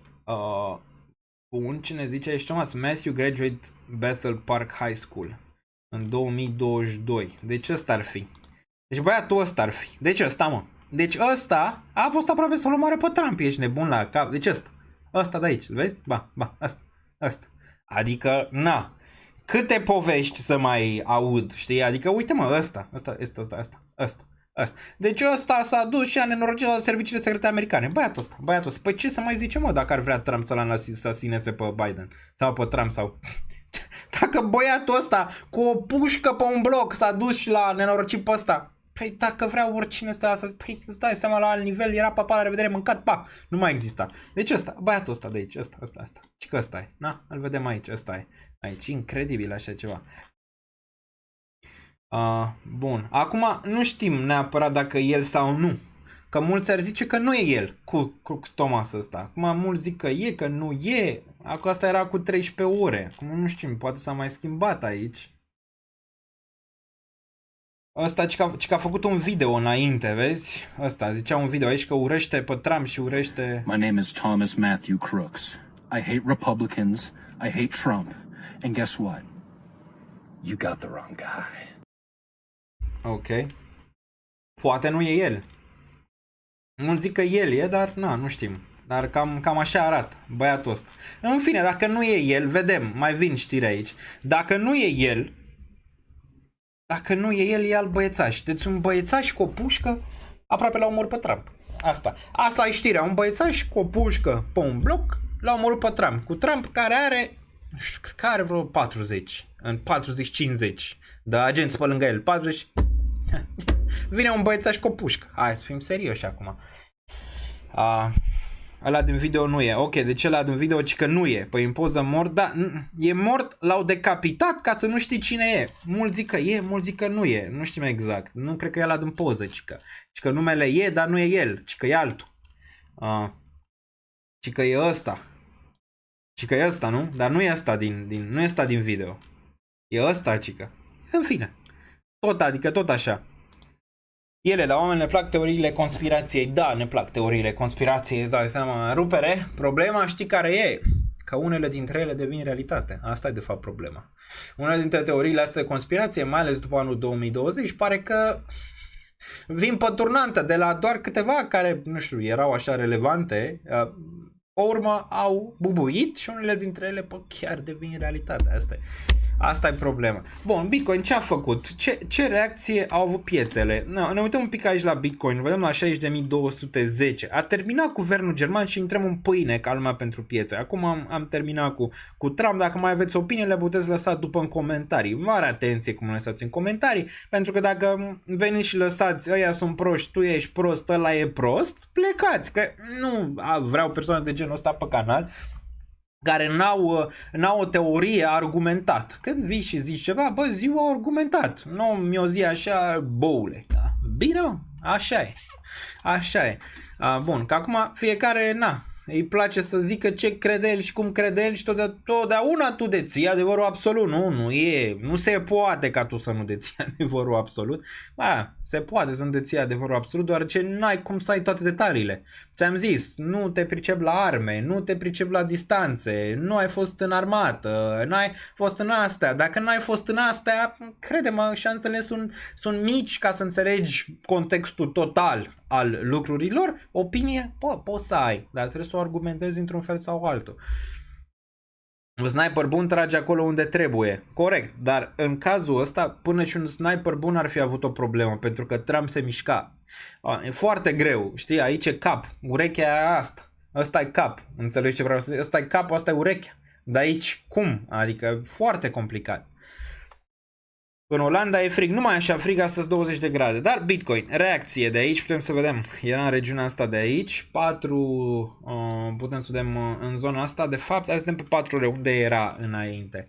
Era pe aici, nu? Prin zona asta, undeva la 56 și apoi s-a întâmplat asta, ceva pe aici, 13, 14, cred că era pe aici pe undeva, 58.000 și un pic, când m-am culcat erau pe aici, că nu era nimic, nu era nicio știre, nu era nimic și apoi a făcut asta, imediat s-a dus undeva 60.000 imediat după, ceea ce este normal. De ce a avut Bitcoin reacția asta? Pentru că piața, în momentul de față, aproximează ce se va întâmpla. Faptul că Trump va câștiga e net pozitiv pentru Bitcoin. Faptul că el are șanse mai mari acum să câștige înseamnă că e net pozitiv și asta se numește price tin. E suficient aici? N-a zice. Trebuie să fie mult mai sus ca să fie price tin. Ar putea fi Bitcoin spre un nou all-time high mergând spre noiembrie, n-aș fi șocat deloc. Ar putea fi ăsta bottom pentru BTC.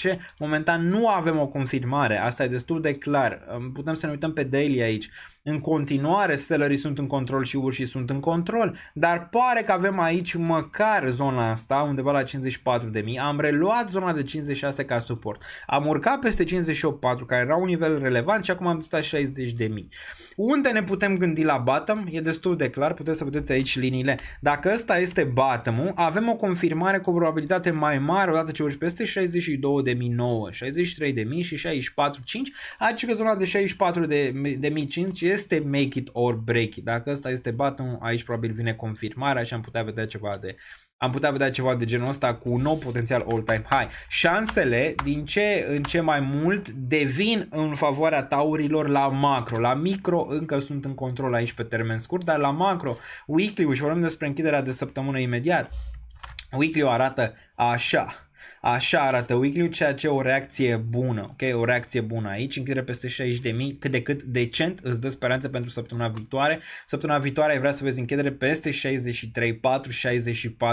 și atunci ai putea confirma mai departe. Faptul că ce am văzut aici a fost de fapt un fake out, o întindere a unei capcane pentru urși în regiunea asta de aici, că mulți au devenit urși în range-ul ăsta la macro, pentru ca ulterior să vedem zonele astea superioare. Germania a terminat de vândut și asta poate să fie într-un scenariu bullish. Germania a vândut cât? 3 miliarde, 2,2, pe acolo pe undeva în Bitcoin și prețul nu s-a dus mai jos de week-ul de la 53.300, ceea ce din nou relevant îți arată că totuși Bitcoin poate supraviețui la aceste vânzări poate masive, venite chiar pe spot de la aceste țări. Ele mai dețin, am mai vorbit în trecut care sunt țările care mai dețin ceva Bitcoin. SUA cred că are cel mai mult Bitcoin pe urmare și China destul de mult, dar faptul că Bitcoin n-a avut o cădere, cum s-a așteptat toată lumea când a vândut Germania Bitcoinul respectiv, din nou intră într-o formațiune aici de posibile subsol în luna asta iulie, după cum eu mă aștept. Acum, eu pot să greșesc? Da, vorbesc din perspectiva probabilităților mele, din feeling-ul pe care l-am trăit în trecut, din analizele pe care stau și le fac de foarte multe ori pe cer, dar și așa pot greși, ok?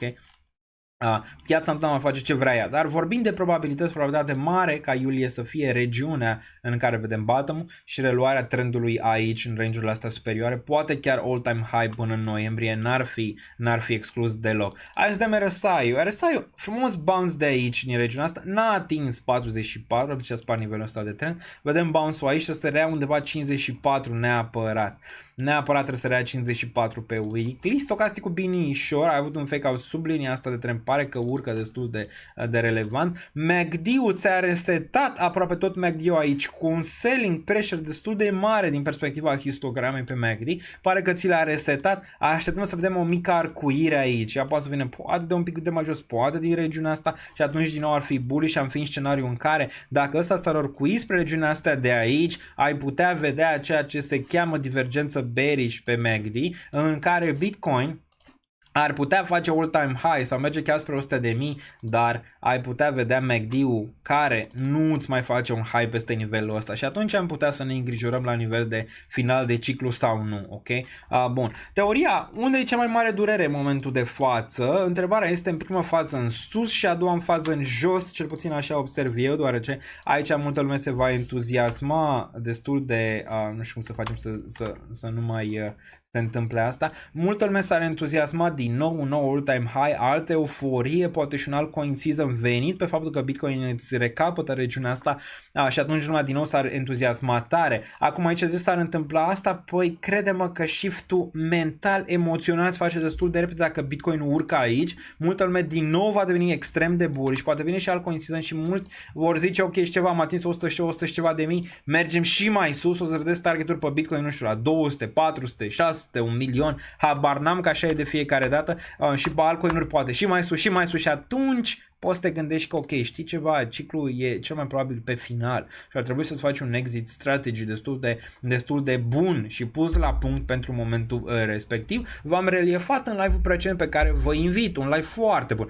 pe care vă invit să-l urmăriți, de ce cred că nu s-a terminat bull market-ul în momentul de față. Ok, uitați-vă la videoul precedent.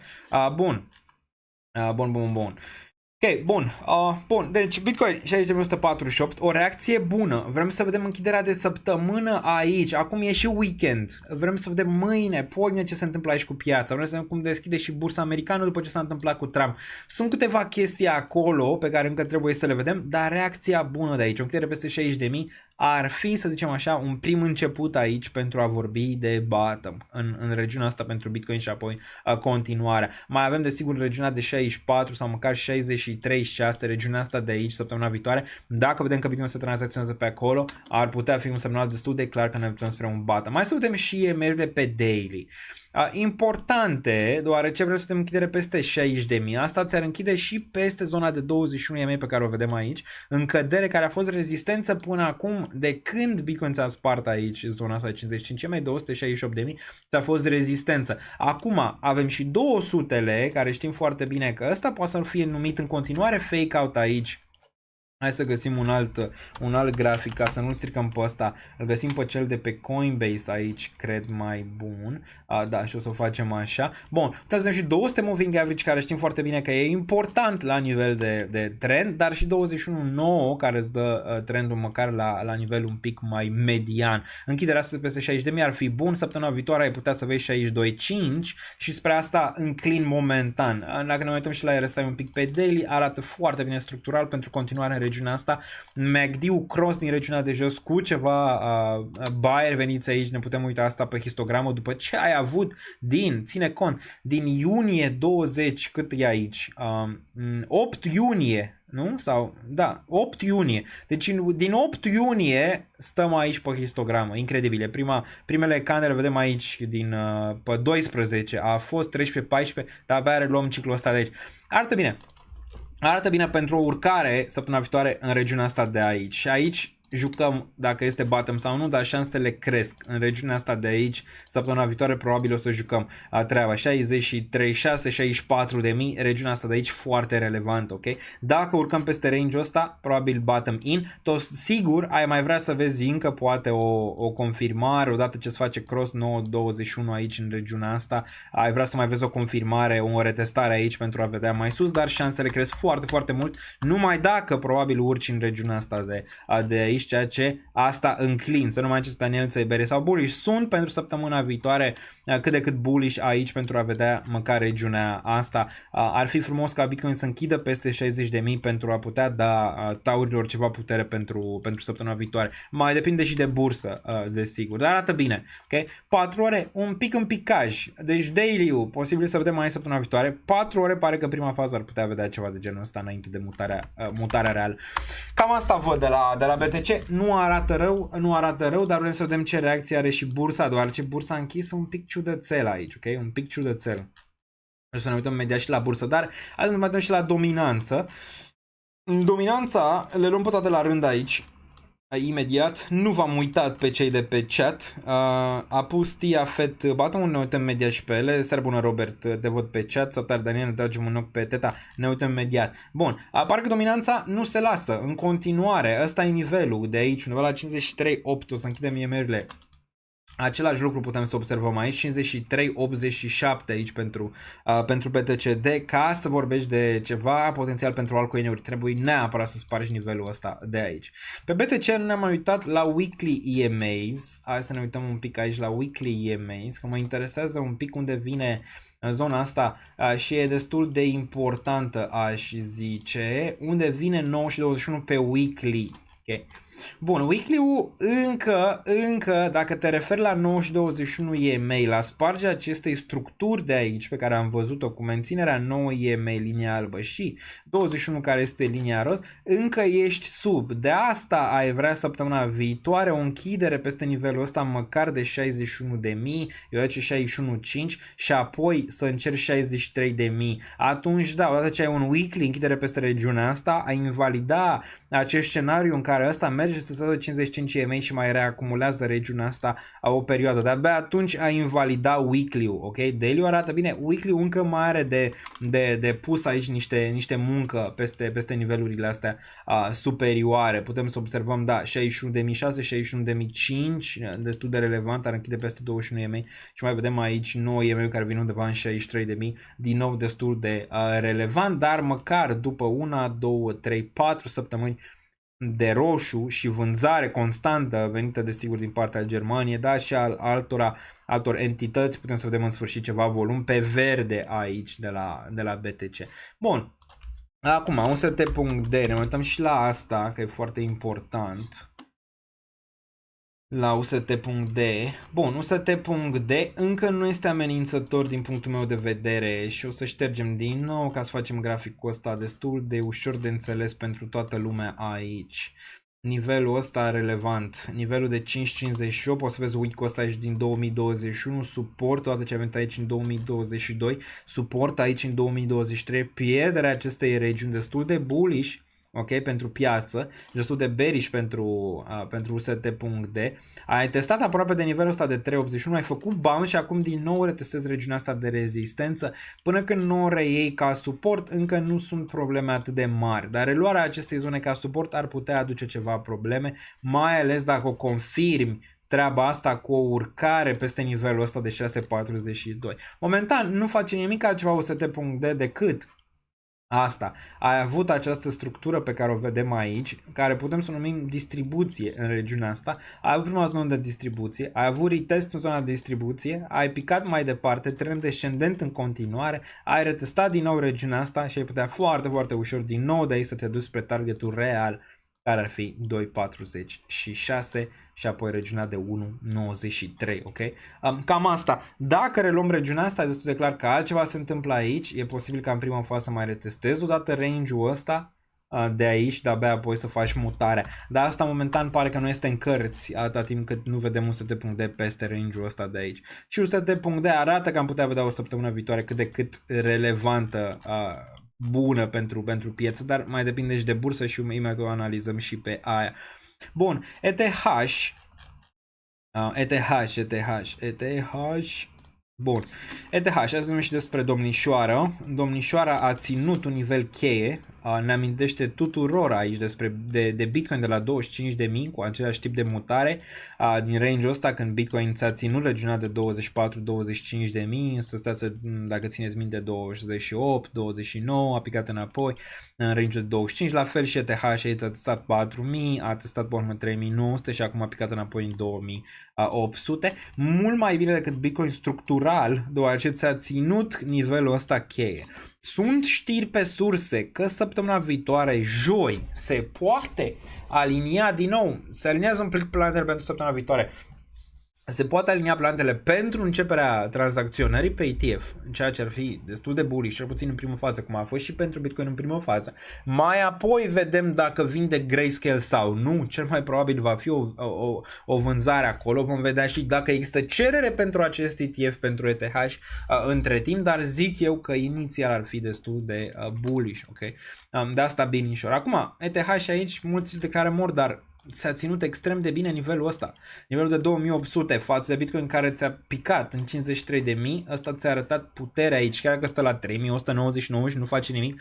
Nici Bitcoin a făcut în regiunea aia când era la 25.000 și era plictisitor vreo 3 luni de zile sau când n-ai bastat acolo, putem să ne uităm același lucru. La un moment dat, dacă face breakout din nivelul ăsta, o să fie unul destul de fulgerător spre all-time high. Adică nu-ți imagina că stă Ethereum aici degeaba și dacă face Bitcoin peste 4.000, se oprește în 4.200. Nu, se va opri probabil în 5.000 5000, 5300 regiunea asta de aici. De obicei ETH are urcări fulgerătoare când ele se întâmplă. Similar cum a fost pe asta din 2200 până în 4000. De aici similar vei vedea și asta. Încă bullish. Dacă să ne uităm la Ether, ca sunt mult mai bullish aici decât Bitcoin, cel puțin momentan. De asta am făcut switch în portofoliu și am pe primul loc ETH. Și acum vedem dacă dă rezultate sau nu acest switch pe care l-am făcut pe primul loc ETH și în portofoliu. Nici măcar UST.D nu mai e pe 2, acum este pe 3, Bitcoin este pe locul 2 în portofoliu și de-abia apoi lichiditatea. ETH-BTC, semne bune de la ETH-BTC aici, semne bune că ți-a ținut regiunea de 5.2, acum apare că vine amenințător înapoi sub regiunea asta de aici, ceea ce n-ai vrea să vezi din nou pica sub regiunea de 5.2, cu toate că îți dă un semnal aici că ai putea cu maxim în scădere, să faci un fel de triunghi descendent aici în nivelul ăsta, ar fi din nou negativ dacă ai vedea aici zona asta. Aș fi șocat, n-aș fi șocat, aș vrea să o văd, n-aș vrea să o văd, aș vrea mai devreme ca mai târziu să vedem acest subsol pe altcoin-uri decât poate în toamnă. Poate piața aproximează că vine tăierea, faptul că piața aproximează că vine tăierea ar putea duce din nou în zona asta de risc mai rapid decât poate toamnă sau început de 2025. Dar țineți o observație, ăsta clar încă în trend descendent până când nu rea regiunea de 6.1 ca suport. Destul de clar, sau măcar să urce peste 6.1 ar fi ceva destul de relevant aici. Bun. Hai să ne uităm acum pe un overview pe piață. Intrăm pe Bubbles imediat. Crezi că din punctul actual IO, ETH, FIE, Gold, Fed au ajuns să facă 3x în bull run? Nu mă bag la IO, la ETH, FIE, pentru că nu au o structură a pieței. Te bagi încuțit în cădere în ele. N-ai o structură, deloc. Dacă ne uităm poate mai târziu. EGLD și FET ar putea realist. Adică ar putea EGLD, FET, DOT, Cardano ar putea realist să facă ce ai zis tu acolo. Bun, pe weekly, asta vedem ce s-a întâmplat pe săptămâna, pe ultimele 7 zile. AAV un câștigător foarte bun aici, 103. Nice. Eu zice că ăsta are relevanță, are și revenue, ceea ce e bine. Mai sunt câteva ca asta, ca AVE, desigur mai e Ethena, poate să mai ai și un Chainlink la un moment dat și altele care au, să zicem așa, ceva revenue, un Arbitrum care are revenue și multe altele. Asta probabil când piața va deveni mai matură, își va da seama de fapt care sunt monedele cu ceva utilitate reale și mai sunt și altele, v-am zis doar câteva. TIA aici, de asta mențin AVE în portofoliu. Acum, să fim sinceri, a picat în portofoliu de risc din punct de vedere că nu am mai acumulat AVE și m-am concentrat pe altceva, dar ușor, dacă tot crește, o să revin acolo unde e locul, adică în portofoliu de bază. TIA plus 17%, o care bună săptămânal, a atins chiar 7, totuși momentan vedem că nu a putut să țină regiunea aia destul de relevantă ca suport. 773, acolo se întâmplă magia. Trebuie să vedem 773 suport pe weekly și apoi putem vedea magie înapoi spre 20, cel puțin așa o văd. Încă în zona de reacumulare TIA aici, nu o declar încă moartă în niciun caz. ADA Cardano. V-am mai explicat, ADA Cardano, structură de piață, se cunosc modele cu structură, ADA Cardano, Polkadot, eGold, ați văzut că n-au mai luat dumpuri atât de mari pe ultima cădere, pentru că există structură, market makerii știu ce să apere, știu unde să pună lichiditatea, știu. La celelalte n-au o idee clară unde să pună lichiditatea, gen IO pe care mi-ai zis tu, sau altele care sunt cuțit în cădere, ok? Cardano aici, cred că va face și ea un 5x în bull marketul ăsta din zona de bottom, nu știu care e 0.4, poate 0.3, poate 1.5.2, n-aș fi șocat deloc pentru ADA Cardano, care stă în zona asta de aici de reacumulare de o lungă perioadă și asta la fel ca ETH și când vă dați drumul la motoare o să vedeți chestii rapide. Oamenii uită, au memoria scurtă, dacă trece un an, 2 de urcare, zice că nu mai scade prețul, s-a obișnuit așa. După 4 luni de scădere, crede că prețul nu mai poate urca. Băi, Bitcoin e la 60.000 tat. E la $60.000 și lumea se comportă de parcă ar fi la 20.000. 60.000 e la cât e mă de all-time high. Știu, durarea în altcoin-uri, dar și alea n-au, să zicem așa, n-au avut, să zicem, reacție atât de wow până acum ca să vă bage hopium în sânge. Dar hai să ne uităm la Bitcoin, adică Bitcoin aici, nu ți-ar zice, mamă, cum poate Bitcoin să mai atingă 64.000? Da, într-o candelă de 4 ore ar putea, sau într-o candelă de 5 minute ar putea. Momentan Bitcoin e la 22% de all-time high. Păi e mult pentru Bitcoin. Oamenii uită ce poate să facă Bitcoin. Adică, înțelegi? Uite aici. Acumular. Bam, bam, bam, bam, bam. Aici ar putea fi ETH. Bam. Aici. Câte candele a pus? 2 candele de 2 săptămâni. Ți-a pus 26%. Deci 2 săptămâni ar putea face all-time high de aici. Sau o săptămână. Ce? E așa greu? Dacă te uiți și aici la fel. De aici câte candele ia? 22% 2 săptămâni. 2 săptămâni ar putea. Uite o candelă aici. Na, de genul ăsta 27%. Mult peste all-time high. Adică, înțelegi? Când ideea omului e, mamă, că dacă piața stă așa în lateral, nu se mai întâmplă să mai aibă urcări mari. Că, uite, ce s-a întâmplat ultimele 4 luni, te-a dat așa, nu se mai întâmplă. Puf! Și pe urmă tăia să duce rachetă. Și zice, aoleu, ce s-a întâmplat? Iar n-am apucat să acumulez. Doamne, n-am apucat să acumulez. Nu, am 4 luni. 4 luni în care în fiecare zi cădea prețul. În fiecare zi puteai să bagi la ghiozdan ce vrea inimioara ta. Că Bitcoin, că Ethereum, că altcoin, nu știu ce. Și altcoin la fel, lumea îl uită. Cardano, păi și Cardano are urcări. Cardano are urcări pe care le vom mai vedea. Nu, da, uite aici, de exemplu, un weekly frumos de la Cardano. De aici, care îți arată un semn. Dacă îți arată un engulfing bullish aproape aici, dacă nu era regiunea asta. Cardano week pe week, 34% într-o săptămână. A? Îți dă un semnal. Uite așa arată Cardano, adică uite la Cardano aici. Dacă ăsta nu e potențial de bată ca probabilitate mare, atunci ce e? Știi? Dar lumea uite ce a făcut Cardano aici. La fel și lumea a uitat aici. Eram aici. Ce? Mai crește Cardano? Mai crește Cardano? Și apoi în 3 săptămâni ți-a pus 155%. 3 săptămâni. Ba. 3 săptămâni, papa, la revedere. 3 săptămâni s-a dus, încă 3 săptămâni a mai pus 290%. Într-o lună ți-a făcut 5x într-o lună. Crezi că nu are șansă să facă același lucru și aici, să ducă din regiunea asta, de aici, din zona asta, să ți se ducă în 1.15, să ți se ducă în zona asta aici de 1.7? Cum să nu? Dar știi, lumea e obișnuită cu a mai crescut un pic Cardano, 0.43, s-a mai dus un pic, s-a dus la 0.7, nu mai facem, s-a întors, ok, bun. Și pe urmă se întâmplă asta deodată, și gata, s-a terminat povestea și o vezi deja aici. Și la fel se aplică și la restul. Piața te adorme cu un scop, te adorme să nu mai fii atent, să fii în altă parte, să nu-ți mai ardă, să nu nimic și apoi vezi 3 candele de dildouri și îți faci curge cu 15 minute. Doamne, dacă acumulam eu, dacă băgam $100 aici, acum aveam 1000. O să se întoarcă, aveți răbdare. Okay? Cum s-a întors la începutul anului, eram în februarie, mulți, Daniel, mai vedem căderi pe piață și am zis, da, eu cred că mai vedem căderi, 30% într-o zi, 25% într-o zi, numai că trebuie să fiți pregătiți pentru ele, nu mai vedem căderi, nu mai cade, merge numai în sus, erau oameni pe numai în sus, nu mai vezi tu picaj, ever în viața ta, acum invers, nu mai crește Bitcoin, ever în viața ta, nu mai cresc calculele, ever în viața ta.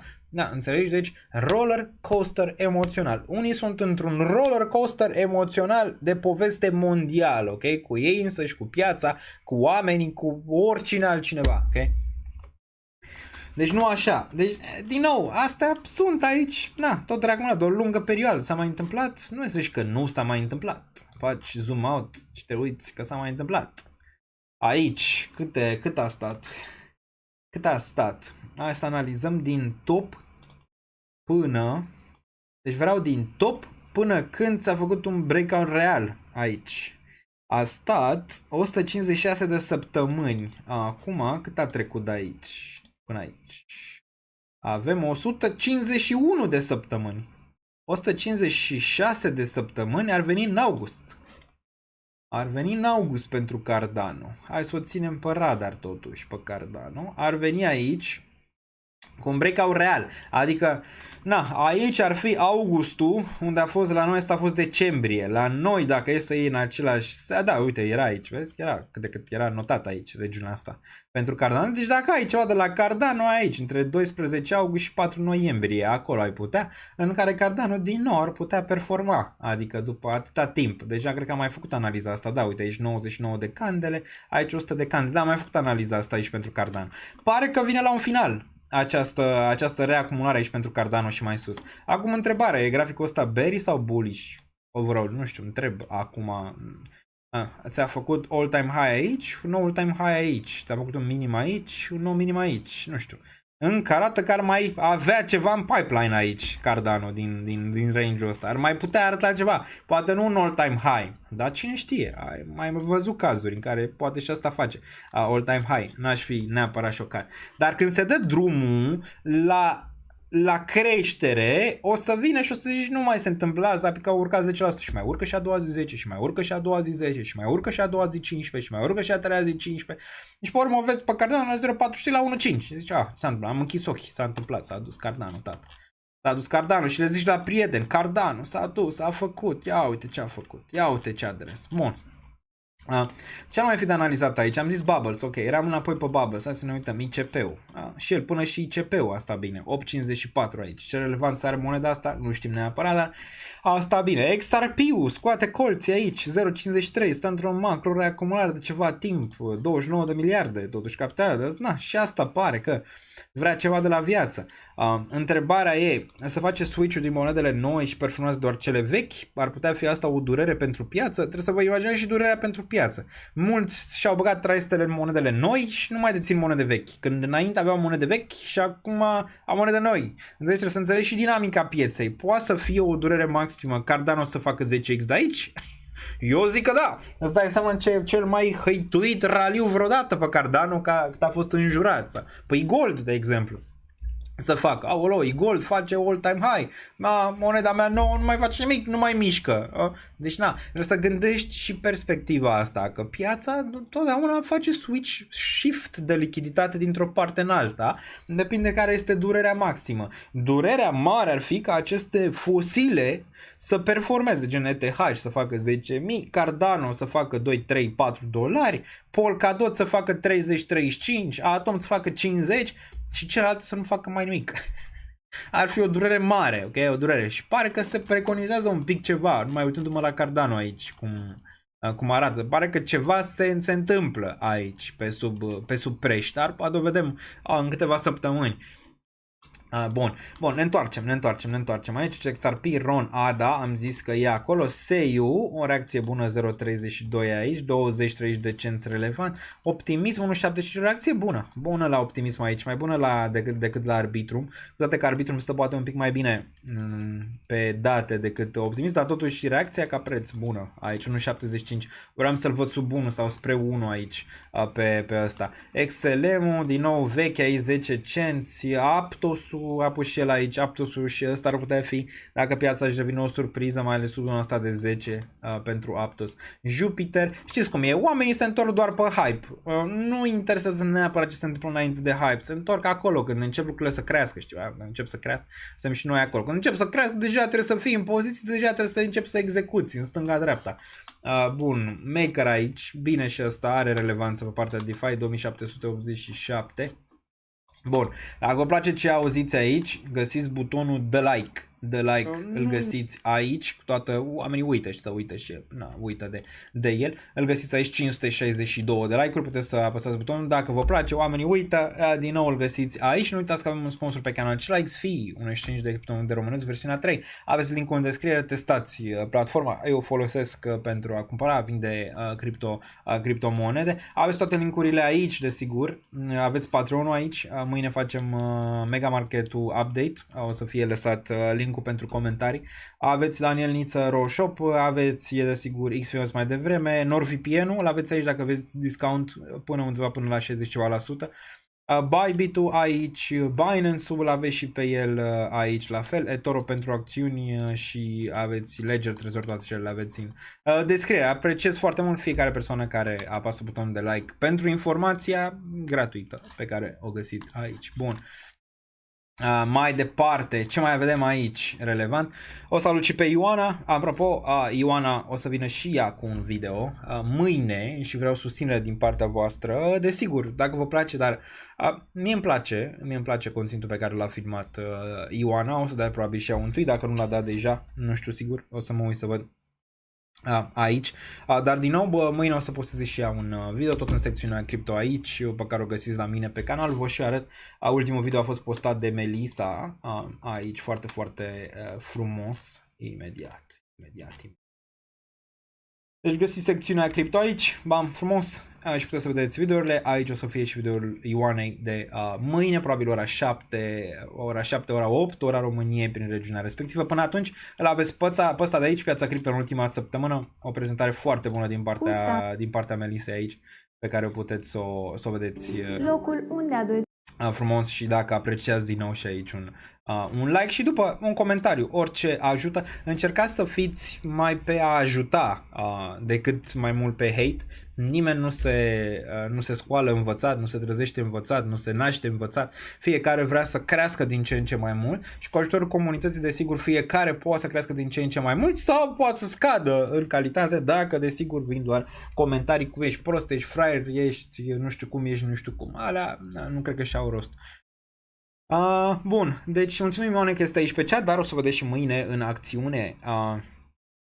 Dar de fiecare dată live cu informații utile și reale, Daniel, ești un diamant, zice doctor, de apreciez foarte mult. N-am mai zis, nu sunt un diamant, nu sunt un rege, nu dețin adevărul absolut, sunt doar Daniel Niță și încerc împreună cu voi să vedem ce se întâmplă cu piețele financiare, cu evenimentele din piețe, cu evenimentele din lume, care se leagă desigur de piețe. Mulți ar zice de ce discutăm despre Trump, pentru că se leagă foarte, foarte mult cu ce s-ar putea întâmpla cu piețele financiare, mai ales cu Bitcoin, deoarece Trump va participa la conferința Bitcoin, cred, din Tennessee anul ăsta, nu cred că o să ajung în SUA, va fi prezent acolo și Sailor o să fie prezent acolo. Deci se mișcă treaba în direcția bună. Bun, hai să ne întoarcem la analizele noastre de aici. Vedem pe daily și apoi mergem și în top 200 aici. Daily-ul, ne vedem un Jupiter care iese foarte, foarte frumos aici pe Solana. Știm că e acel exchange descentralizat pe Solana. NS, în care n-am vândut nimic, 2647, aproape gata și update-ul la portofoliu de risc și la acțiuni.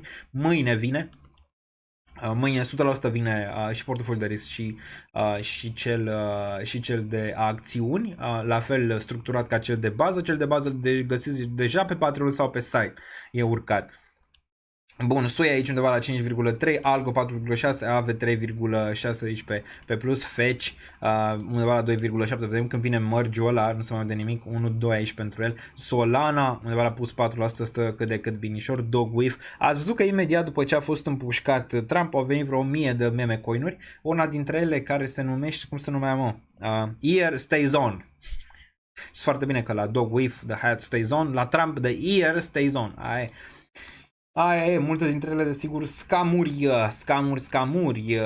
DYDX undeva la 2,6 și cam atât. Hai să mergem și în top 200, mergem și pe acțiuni imediat și apoi vedem aici. Trump, desigur, ia uite, plus 25%, 8. Asta cred că va avea mereu oscilații de genul ăsta. E interesant și Trump și People aici, ambele. Popcat și asta nu era.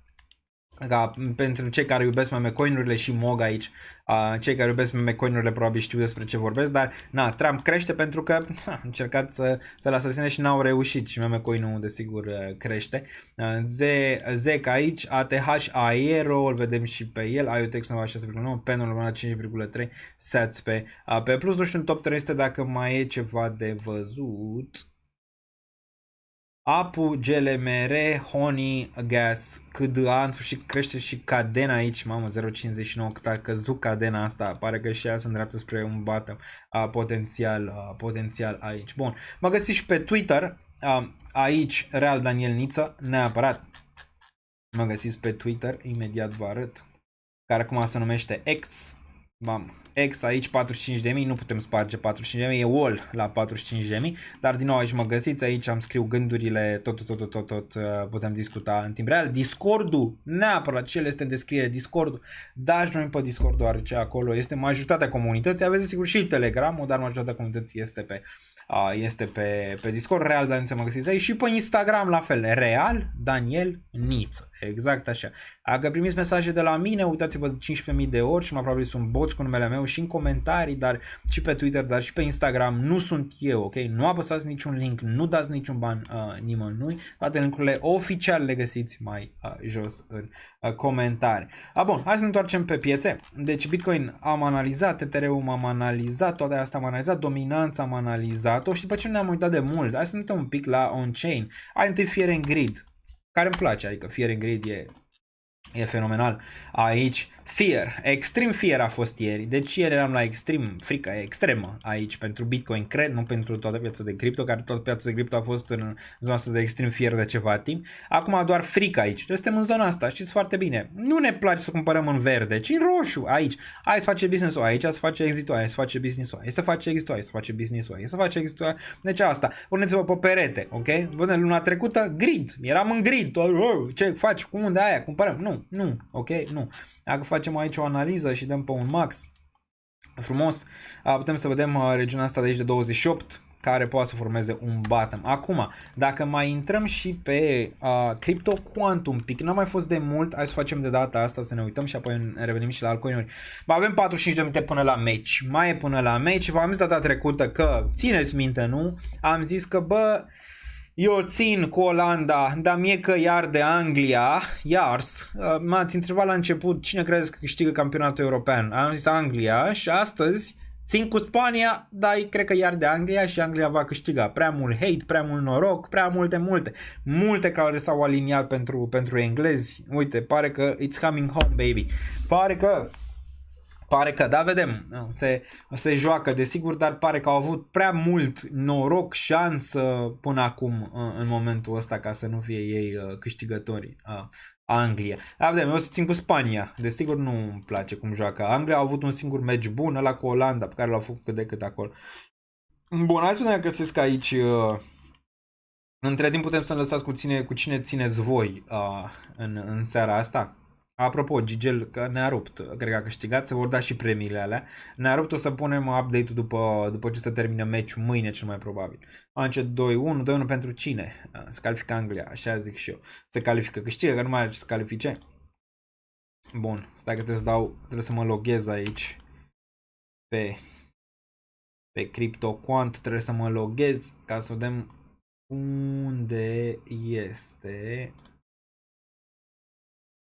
unde este acest dashboard. Gata, l-am găsit. L-am găsit. Și ne uităm așa. Bun. Spania clar favorite, corect, dar cred că Anglia din nou o să iasă în față. Bun, hai să ne uităm un pic aici. Rezervele de Bitcoin de pe exchange, într-o mică urcare aici, dar totuși în cădere la macro, dacă te uiți, cel mai jos nivel. De asta s-a putut face și manipularea de preț ale Germaniei, doar ce nu există prea mult, dar asta ar putea ajuta și la polul opus. Imaginați că nu prea mai e selling pressure și totul vine acum în iulie și nu mai e nimic, august, septembrie, octombrie, noiembrie. Îți dai seama ce ar putea face prețul. Mulți uită. Okay? Hai să ne uităm aici la exchange-uri pe ETH, o mică urcare aici, totuși ăsta cât de cât stagnant în cădere aici la overall, iar prețul în urcare. Arată bine, binișor. Aici ne mai uităm la leverage-ul, un pic în urcare, dar pe căderea asta de aici s-au mai lichidat niște poziții. Funding rate-ul de pe ETH a fost pozitiv, acum pare că e un pic neutru dacă ne uităm aici, da, la funding rate. Bun, leverage aici, open interest-ul ăsta mă mai interesează și vreau să văd aici. Bun, cum interpretăm asta? Interpretăm așa, aici poți să vezi prețul, ok, și poți să vezi open interest-ul. Prețul urcă, interesul urcă, ceea ce este bine, asta vrei să vezi. Un shoot mare aici pe 14 astăzi, putem să dăm și un zoom aici, se poate observa destul de clar. Asta vrei să vezi, vrei să vezi că prețul crește și interesul crește pentru a fi bullish. Și asta din nou on-chain nu-ți arată că săptămâna viitoare poți să vezi o mutare destul de frumoasă aici pentru Bitcoin în zona de sus, că nu vedem alte lucruri negative, nu știu, mai vine cineva și mai vinde, habar n-am, din diferite surse aici. Bitcoin funding rate-ul de pe exchange-uri, cum e în favoare sau în defavoare, zice destul de pozitiv, vedem pe 14 aici, nu e atât de wow, vrei să-l vezi mai mult în sfera asta neutră decât atât de pozitiv, dar bine overall on-chain, ne-am uitat de mult și cred că era normal să ne uităm un pic pe on-chain. Bun, hai să ne uităm aici, nu știu dacă au fost super chat-uri până acum mă uit pe ele, aveți și Exportal, Daniel Niță, mă găsiți pe Export dacă vezi ceva neapărat, mulțumim Ioane pentru faptul că a notat aici toate super chat-urile. Trump împușcat, noi tot în tranșee, mărci le zice Daniel, momentan, ai puțină răbdare. Poate are efect pentru all season. Trebuie să vedem multe. Ne uităm la dată pentru all season. Încă n-am văzut. XRP-ul aici, oare? XRP BTC. Oare? Este, a atins zona asta, este oare bottom? Ar putea, relevant e că e spre bottom, asta e relevant. V-am zis data trecută de ce cred. Dominanța, n-ai pus topul pe ciclu până când dominanța n-a avut și o cădere. Istoric, adică dacă te uiți aici, la istoria de prin 2017-16 aici, pe acest grafic, îți arată că ești mai aproape pentru altcoin-uri de un bottom decât de un top. De top ai putea vorbi când XRP BTC ajunge pe aici, dar un bounce frumos la XRP BTC. Neo încă n-a ajuns în zona aia, dominanța n-a picat sub 53.8, deci mai sunt câteva chestii. Nu trebuie doar să te uiți doar un event, trebuie să-ți confirme și graficul. Bybit sponsor la Beach Please, vine retail-ul aici. Da, știu că sunt sponsor la Beach Please, v-am și zis asta, v-am zis țineți ochii acolo, deoarece avea un concurs pe canal, plus am avut și noi concurs cu 2 bilete la Beach Please, tot prin Bybit. Ok, deci da, este sponsor acolo și e bine pentru retail. Ați văzut ce este acolo, nu? La Beach Please. Dacă vreți, putem vorbi și despre asta un pic.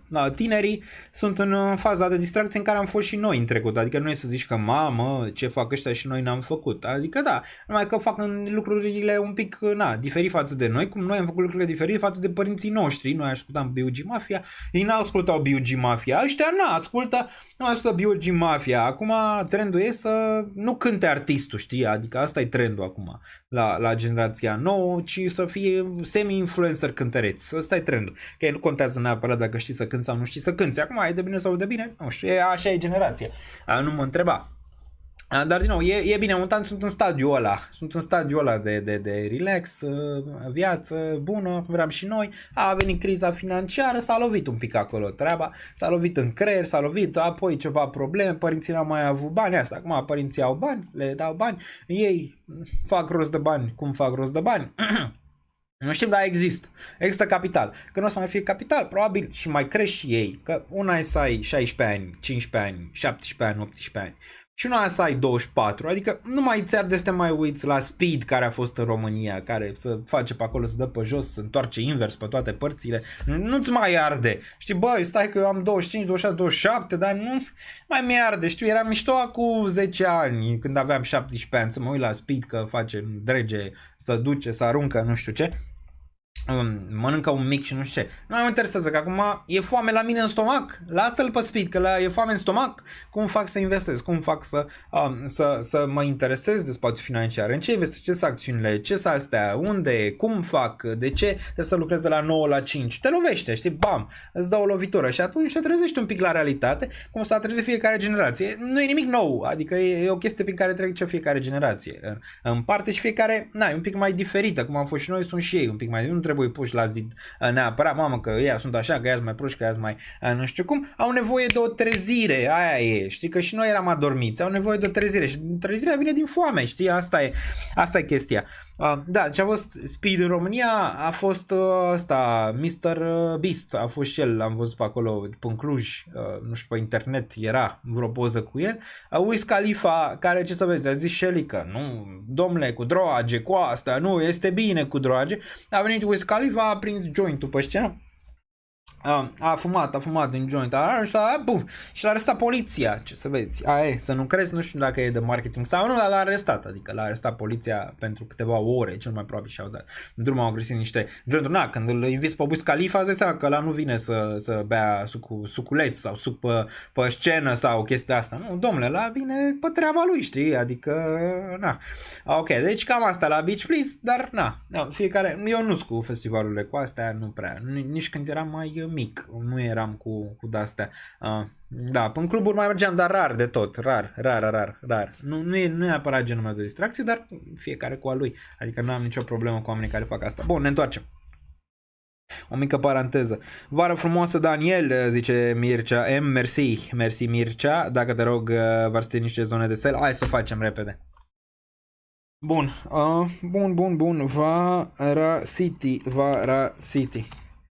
Da, deci de Wiz Khalifa știți, dacă vă întreb de un cear la 3 dimineața sau de o investiție la 3 dimineața, nu știu dacă știți, dar de Wiz Khalifa, de Wiz Khalifa vă place. Bun. Vara City.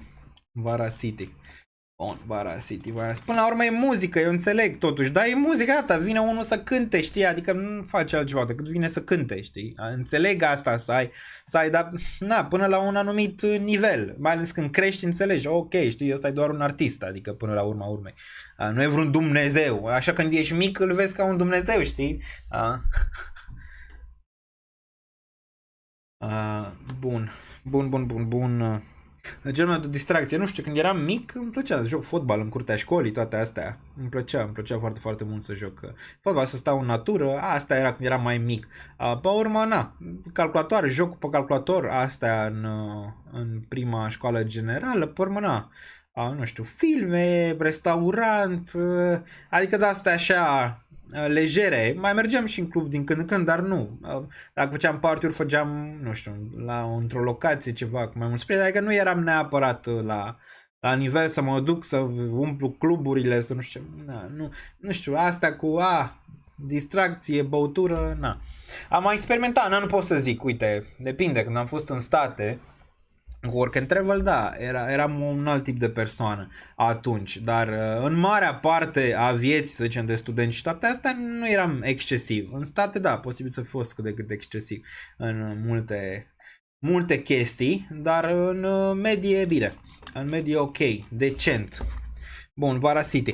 Hai să ne uităm aici la Vara City că începe meciul, 8:26 aici. Khalifa are o domnișoară cu ceva talente sau... Acum cântă Khalifa. Nu e Bia, mă. E... Sau Mia, sau cum o cheamă pe aia. 003258. Bun, da, păi, Vara City îți încearcă un double bottom aici. Take Profit 1 trebuia să-l execuți aici, nu? Ai ajuns în zona asta. Vorbeam de el de aici că se formează ceva bine pentru regiunea asta de aici de 0.13 până în 0.28. 0.028 aici, adică 3 cenți în range-ul ăsta. Aici era deja un take profit 1. Dacă nu l-ai executat, din nou ți revine spre o regiune, să zicem așa, de reacumulare. Dar partea negativă e că cel mai probabil o să revină aici, în range-ul ăsta, înainte să-ți facă un bounce. Cel puțin așa arată un tan 002, 00017. Range-ul ăsta de aici, ăsta e foarte important să nu pice. Adică observi aici că nu mai are nimic pe urmă până nivelul ăsta de jos. Bearish încă, dar pare că ajunge la un suport. Dar bearish încă, dacă ne uităm aici la preț, că prețul dictează, pare că prețul ar mai avea o mică tentativă în regiunea asta până când îți încearcă din nou range-urile astea superioare. Bun. Mai departe, niște zone de sell. Da, zonele de sell aceleași. Zona de sell 1, 0013, apoi 2029 și apoi zona asta de aici de 054, cam atât.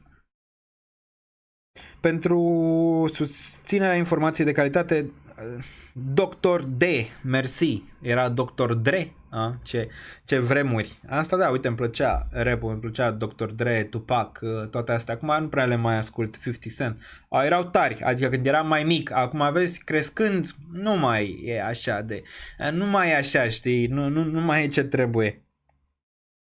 De unde s-a inspirat Gel cu scorurile la euro? Din algoritm.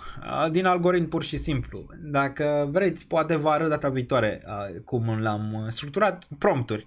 Din prompturi s-a inspirat și informația de pe internet. Cam asta a fost treaba. Sau Daniel, o analiză și pentru Matic.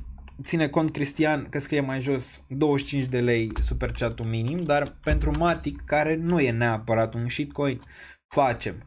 Că oricum trebuie să ne uităm pe el. Matic, nimic nu s-a schimbat aici pentru Matic. Ar putea fi un BNB Matic, am mai zis din regiunea aia în care BNB ți-a testat de mai multe ori zona de 180. Pare că ține aici, minim, ține. Există speranță și pentru Matic ca ulterior să-l vezi înapoi în regiunile astea, ca și probabilitate. Undeva aici regiunea de 1.29, undeva aici regiunea de 1.73, undeva aici regiunea de 203 și poate mai sus. Pare că ăsta se formează ușor un bottom, cu toate că dacă te uiți la trend, ai zice, bă, facem un trend descendent momentan. Dar având în vedere că nu suntem neapărat spre un bear market de la foarte grosolan, ai putea să vezi ceva suport de aici. Termen scurt, pare că ar vrea din nou să retesteze regiunea asta, ar putea găsi un bottom aici relevant. Mare atenție! Dacă Matic pierde regiunea de 0,26, atunci e groasă. E groasă doar ce nu mai are nimic până în 3 cenți. Deci asta e riscul tău de aici. Ok? Odată ce vrei să acumulezi range-ul ăsta, riscul tău e ăsta. Sub linia galbenă. Papa, la revedere. S-a dus, adică nu mai e. Ai clăbit de 2 ori, s-a dus. Daniel a crescut cu Pamela Anderson, nu cu Mia, corect. Așa e. Cel mai probabil era Pamela Anderson pe atunci. Salut Daniel, data trecută te-ai uitat pe features la front USD pe OKX, iar graficul e și mai scurt, poți să te arunci un ochi? Poate da. Dar frontul nu e ceva ce aș vrea să analizez, sincer, adică nu e, putem să ne uităm un pic, dar nu e neapărat în secțiunea de analiză a front USD. Putem să ne uităm la asta pe Binance aici. Ok, front, trebuie să țină nivelul de aici, nivelul de 61 de cenți daily. Binișor, ala incremenține 61 de cenți, nimic altceva de la el decât ok structural după o primă urcare destul de mare. Aici era o zonă take profit și sunt în continuare zonă take profit 1.68, zonă take profit 2.02, take profit și apoi 4.2. Zona asta take profit în continuare. Ar putea face reacumulare aici destul de decentă și ai putea din nou vedea regiunea asta de aici. Nu cred că îl mai vedem peste all time high, adică peste nivelul de 61, maxim îl vezi peste 4.2 aici pe ăsta. ARB USD facem. ARB am mai acumulat, nu, ultima oară 0.76, pare că urcă spre regiunea respectivă. Nu sunt interesat să vând în caz că ajunge acolo, mai sunt unele care zic, bă, poate vând dacă ajunge, știi, spre zona de entry. Asta nu este în niciun fel ceva ce aș vrea să vând. Ce ar putea să se întâmple aici, am mai văzut, dacă sunteți aici de ceva timp în piețe, capitulări de genul ăsta se termină așa. Ok? Se termină așa. Ar fi interesant. Poate 0.57 m-ar interesa în caz că îți retestează regiunea asta de aici. Arată din ce în ce mai bine. Mai ales dacă rea linia albastră. Înseamnă că ăsta a fost fake. Ia linia albastră ca suport și atunci vedem 1-2 aici. Încă binișor. Ceva acelerat, dar pare că au venit și un pic de buyeri în sfârșit aici pe arbitru. Dar asta mi se pare din nou o regiune, mai ales până în nivelul ăsta de aici 0.49, regiune de reacumulare pentru mai sus. 0.76 media mea pe arbitru, mi-e reliefată și în portofoliul de pe Patreon Update.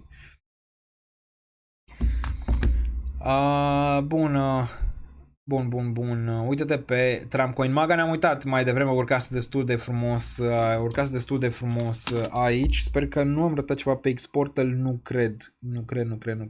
N-am rătat nimic pe X-Portal. Bun, hai să mai analizăm aici ceva, mai avem ceva timp, ne uităm clar și pe piețele tradiționale. Bun, ce urcă? Gas-ul, interesant, gas-ul aici de la Neo. Asta e gas-ul de la Neo. Cum are Theta T-Fuel, așa are și ăsta. Interesant grafic, dacă mă întreb pe mine. Ți-a pus bottom aici în 2019, bani până în 2021. Ți-a avut urcarea asta în 2021, masivă 2024. Ți-a pus o bază mai sus la 1.93 aici în 2022-2023. Iar ți-a avut urcarea un pic mai sus de regiunea asta. Și acum din nou pare iar că găsește bottom aici, cu toate că ai fi vrut să găsească bottom la 4.1. Parcă din nou ăsta găsești ceva urcări aici. Asta ar însemna că dacă gas urcă, probabil vei vedea urcări și de la Neo săptămâna viitoare. Doar ce știm foarte bine, dacă Neo urcă, gas urcă. La fel, dacă Theta urcă, urcă Theta Fuel. Sau dacă urcă Theta Fuel, urcă pe urmă Theta. Interesant că ăsta găsește niște dildouri aici de lichiditate pentru el. Saga. Este Saga la bottom sau nu este Saga la bottom? Îți încearcă un bottom. Din nou ce aș vrea să văd aici pentru bottom. Revenire în nivelul ăsta și reluarea zonei de 1.4 sau reluarea zonei de 1.4. Asta vreau să văd. De fapt 1.51, scuze. 1.51, 1.52. Linia albastră. Peste linia albastră vorbim de bottom. Până atunci e o încercare aici cu un cuțit în cădere care ar putea veni până în nivelul ăsta. Deci aș vrea neapărat aici pentru Saga să iau o decizie până când nu văd peste linia albastră. Peste linia albastră ai tare pe urmă 2.5 destul de rapid aici. Și atunci vedem ce se întâmplă pentru Saga. Dacă pierdem mutarea asta ai putea vedea din nou un retest aici pentru Saga. Binișor, dar n-aș băga neapărat mâna în foc aici pentru Saga momentan, dar mult mai bine. Ave, da, uite la Ave aici. Pe sub radar, monedă veche, uite cum arată. Na, uite-te cum arată. Iată-te cum arată săptămâna asta pe AVE.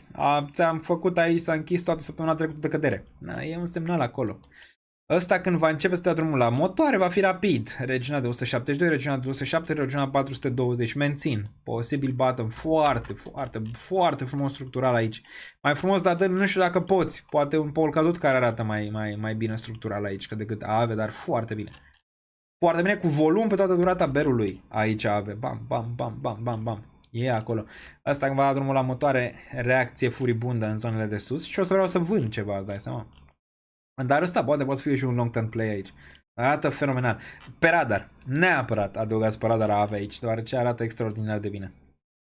Optimismul, da, mai bine cât mă așteptam.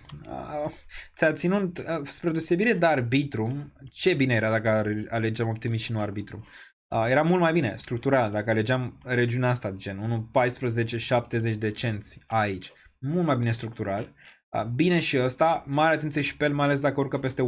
Sunt câteva acolo care ți-ar arăta că am putea vedea lucruri pozitive în următoarele luni. Gen AVE, gen optimism, adică dau un pic semnalul aici, asta un pic mai vechiuțe cum ar fi AVE, dar și cele noi, gen optimism, îți arată că ar putea fi un potențial. Deci altceva de ETH fi puțit în cădere, la fel ca Saga, unde-i bottom, adică măcar ți-a reluat 2. Măcar, dar ai vrea să vezi peste 2.85 aici. Care e plan? Dacă acumulezi aici, ce faci? Dacă ăsta pică, tai poziția, nu? Sub 1.7. Doar nu vrei să ții de nebun neapărat până aici, până nivelul ăsta. Sau, dacă iei opțiunea asta, DCA. Ok, pentru ETHV. Arată mai bine, da, dar bottom, n-aș zice neapărat. Adică arată încă așa. Axelar, da, structură. Structură, volum, tot ce vrei, am și cumpărat. Aici pentru axelar. Am cumpărat nivelul ăsta de aici pentru axelar. Probabil target 0.84. A ieșit din groapă ăsta? Nu. Vrem să-l vedem peste nivelul de 0.84. Seria bull market cel mai probabil pentru el. Dar până atunci încă se joacă. Dar uite volum aici. Bine. Bine asta. Tadao, o surpriză plăcută.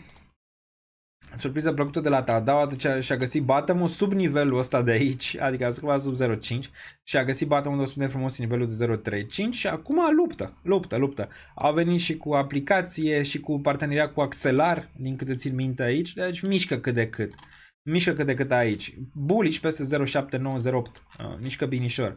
Vedem, dacă urcă peste nivelul ăsta de 0.8, target și aici pe 18p. Și aici probabil seller din nou, destul de puternici în nivelul ăsta pentru Tada. Dar luptă, se mișcă binișor. Solana, da, neutră aici încă, 150, nu prea face mare lucru, îți dă senzația că totuși încearcă reacumulare, sentiment pe care le-am mai avut aici.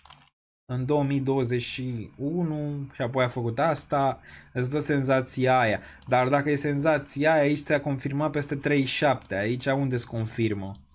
Aici se confirmă peste 161, 173, da bea. Ok, acea senzație că face all-time high. Dar din ce în ce mai bine că n-a pierdut nivelul ăsta de 122 și n-a testat nivelul ăsta. Din ce în ce mai bine cu cât trece timpul. Dar vrem să vedem săptămâna viitoare. Săptămâna viitoare ne va arăta multe în legătură cu piața. Dacă mutarea asta este reală sau nu.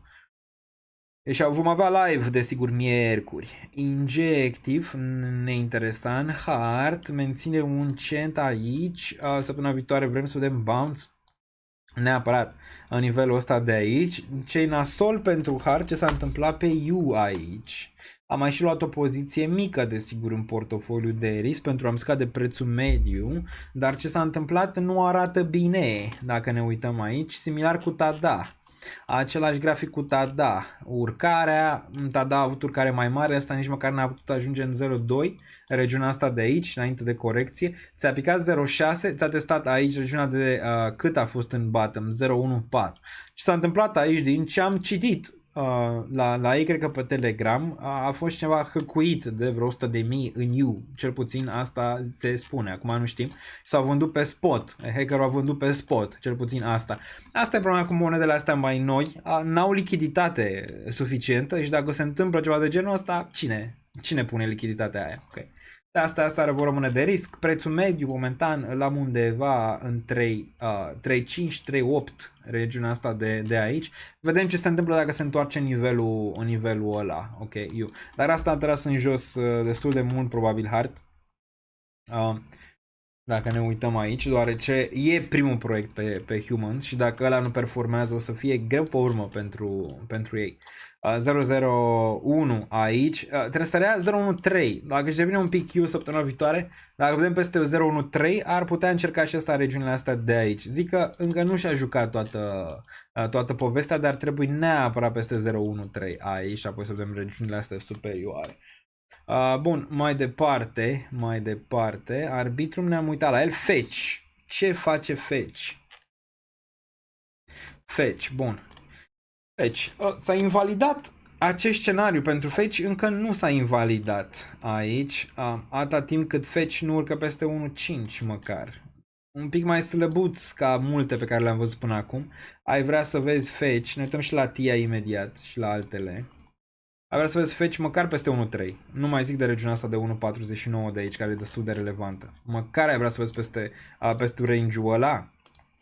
Uităm aici la 100 EMA, ceva suport. Încă nu e invalidat, dar arată mai binișor ca ultima oară aici Fetch. Un pic mai bine. Pare că RSI ar vrea, la fel ca Bitcoin și celelalte, să urce un pic spre nivelul de 1.3 săptămâna viitoare. TIA a pus bottom. A pus bottom-ul sau nu? Confirmare clar nu e pentru bottom. Weekly-ul ăsta a făcut weekly-ul să o facă ca să nu fie niciun fel de confirmare. Măcar de închidea peste 6.3, măcar de închidea peste 6.8, ai fi avut speranțe mai mari. Totuși, volumul există acolo și sunt ceva speranțe, dar ai vrea un pic mai mult de la TIA să-ți confirme un bottom. Prima urcare, minim în urcare ar fi excelent. Oriunde până în nivelul ăsta de aici de 5, ar fi frumos până în 5.5, nivelul ăsta. Și acum, ca asta să-ți confirme un bottom, destul de simplu, aici. Trebuie să rea suport 7.5. Și atunci, da, probabil Moon în 12. Și atunci vorbim de redresare și apoi 20, regiunea asta de aici.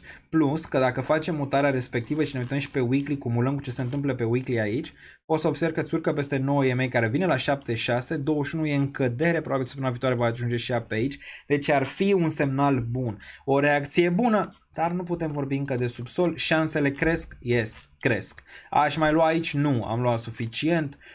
Aș mai vrea dacă pică înapoi poate sub 5 sau poate sub 4, 3 regiunea asta, da. Atunci, da, aș mai lua. Link, binișor, săptămâna viitoare poate un bounce în 14, dacă ne uităm pe weekly aici, s-a ținut, să ștergem. S-a ținut binișor regiunea de 11.5 aici chain link-ul, pare că vrea un pic de bounce aici. Nu am mai avut lichiditate pentru el, dacă se mai întoarce o dată spre regiunile astea de aici probabil o să mai au poziție, dar pare cât de cât bine. Atâta timp cât menține 12 pe daily, 12 pe daily, foarte, foarte important. Injectiv, n-am mai reluat poziția, ci aș vrea să vând, da, șoc și groază, aș vrea să vând. De ce? Păi s-a întors în portofoliu de bază, am vândut aici, ok, am reluat poziția aici, dacă se întoarce aici, gen 30 plus, din nou aș vrea să vând, deoarece am mai mult profit. Și ar fi destul de bine dacă aș face asta de la INJ, odată ce ajunge zonele astea superioare, nu știu, 20-30% și restul să las pentru mai sus. Ar putea fi. Da, am vorbit, MPC-ul și ăsta dă semnale aici de bottom, dar n-ai nicio confirmare, încă cuțit în cădere. Dacă s-ar întoarce pe aici, poate m-ar mai interesa să mai scad media la această păcănea MPC. Ar fi frumos să rea regiunea de 0.26 aici. T-Fuel nu, BTC-ul vedem înapoi sub 60.000 cu puțin. Aici la închidere am vrea 60.000 închidere pe weekly, mai are 5 ore până acolo. Total market cap. Total ți încearcă aici un fake out, sau nivelul ăsta la fel ca Bitcoin, care cât același lucru ca Bitcoin, nu prea avem. Ce XRP-ul ți-a găsit un bounce de aici, nu știu, venit din ceva. Duți să minim după 850 de zile, ți se apropie de zona de minim totuși. Da? Și apoi am putea intra în zona asta de maxim, care ar putea veni aici, nu știu, până în zona asta undeva februarie, maxim februarie pentru el. BNB-ul s-a ținut extraordinar în continuare, BNB-ul aici arată forță. Arată forță planetară, trebuie să rea regiunea de 583 și Moon. Bun, ce mai ce pe chat? Am mai pierdut ceva pe chat? Ia să vedem dacă am mai pierdut ceva pe chat. Bun, Sei sau Sui imediat facem. Sui USD. Imediat. Bine, reacție bună. Ușor vine spre zona mea mediană pentru Sui aici. Ăsta. O reacție bună, am luat ultima oară aici, nu mă mai interesează momentan. Vreau să văd cât de mult poate să urce. Media, nu știu, 80 un pic, 87, cred că decenți pentru Sui. Aici binișor, ar putea rula spre 1 frumos aici. Ăsta. O reacție bună, închiderea peste 0,83 ar fi fenomenală. RSI-ul pare că mai are un pic de mers până în 44, dar probabil rejectare, stocastic foarte bun aici, se arată din nou regiunea de acumulare. După ce a făcut asta, s-a întors aici din nou în regiunea de acumulare, de asta mi și-a acumulat Sui, nu cred că și-a spus ultimul cuvânt aici, MACD-ul, după ce a avut căderea asta astronomică, pare că ușor începe să devină nu pe verde, dar așa, pe un roz, un pic, nu pe roșu. Deci Celery pare un pic epuizat, se arată și asta aici că volumul pe n a fost unul foarte mare, acum pare că vin ceva Celery aici pentru el. Bun, Tesla, nu uit să mă uit pe Stonks, nu uit, închiderea n-a fost una prea grozavă, uite cum a închis Tesla aici.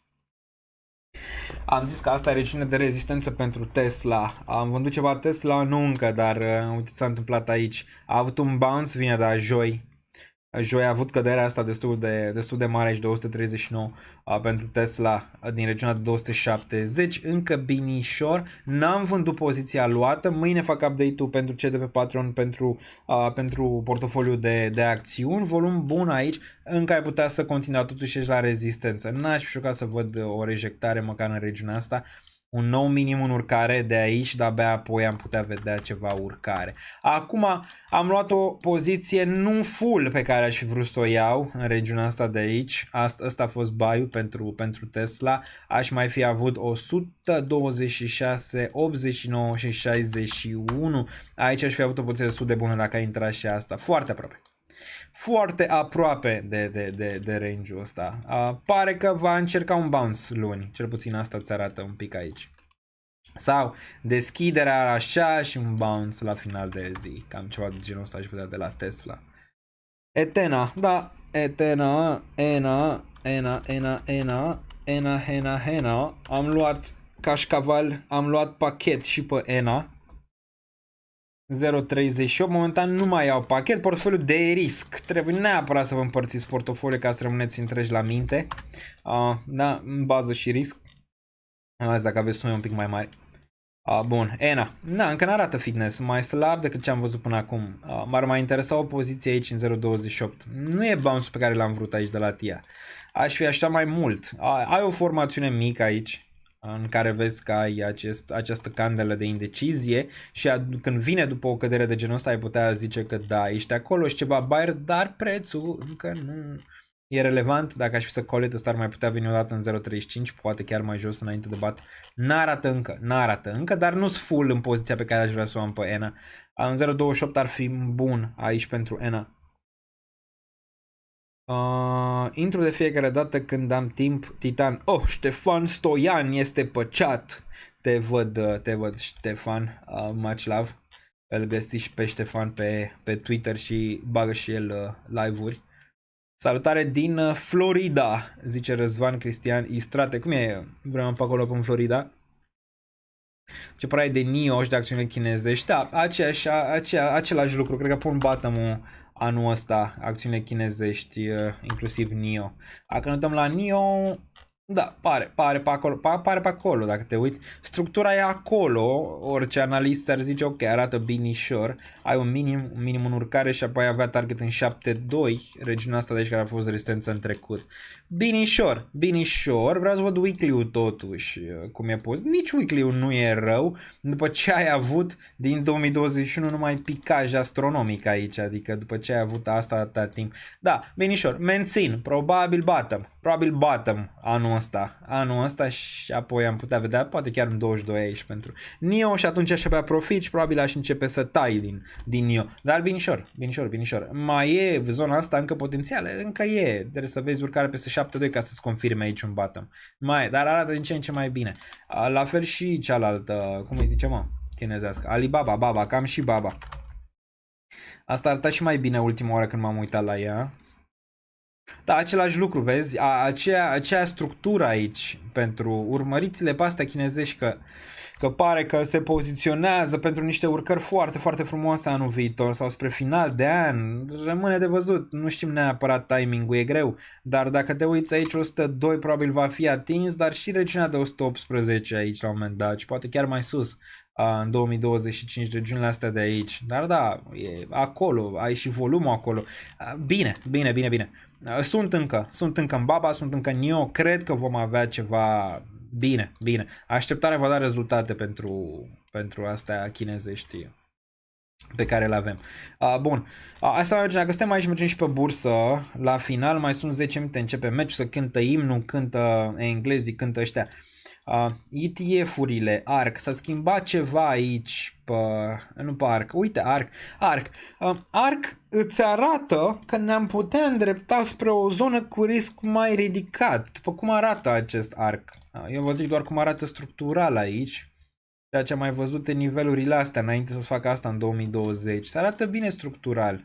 Minim în urcare, poți să faci caz de regiunea asta de aici, că e regiunea de breakout, un Bitcoin gen la 20.000 sau ceva de genul ăsta, că e să o iei pe structură și un target în 72. ARK în continuare și dețin ARK, deoarece arată foarte bine aici. În continuare, asta îți arată că ar putea veni riscul înapoi, mai devreme sau mai târziu și atunci și altcoin-urile vor avea succes. Vedem IBIT.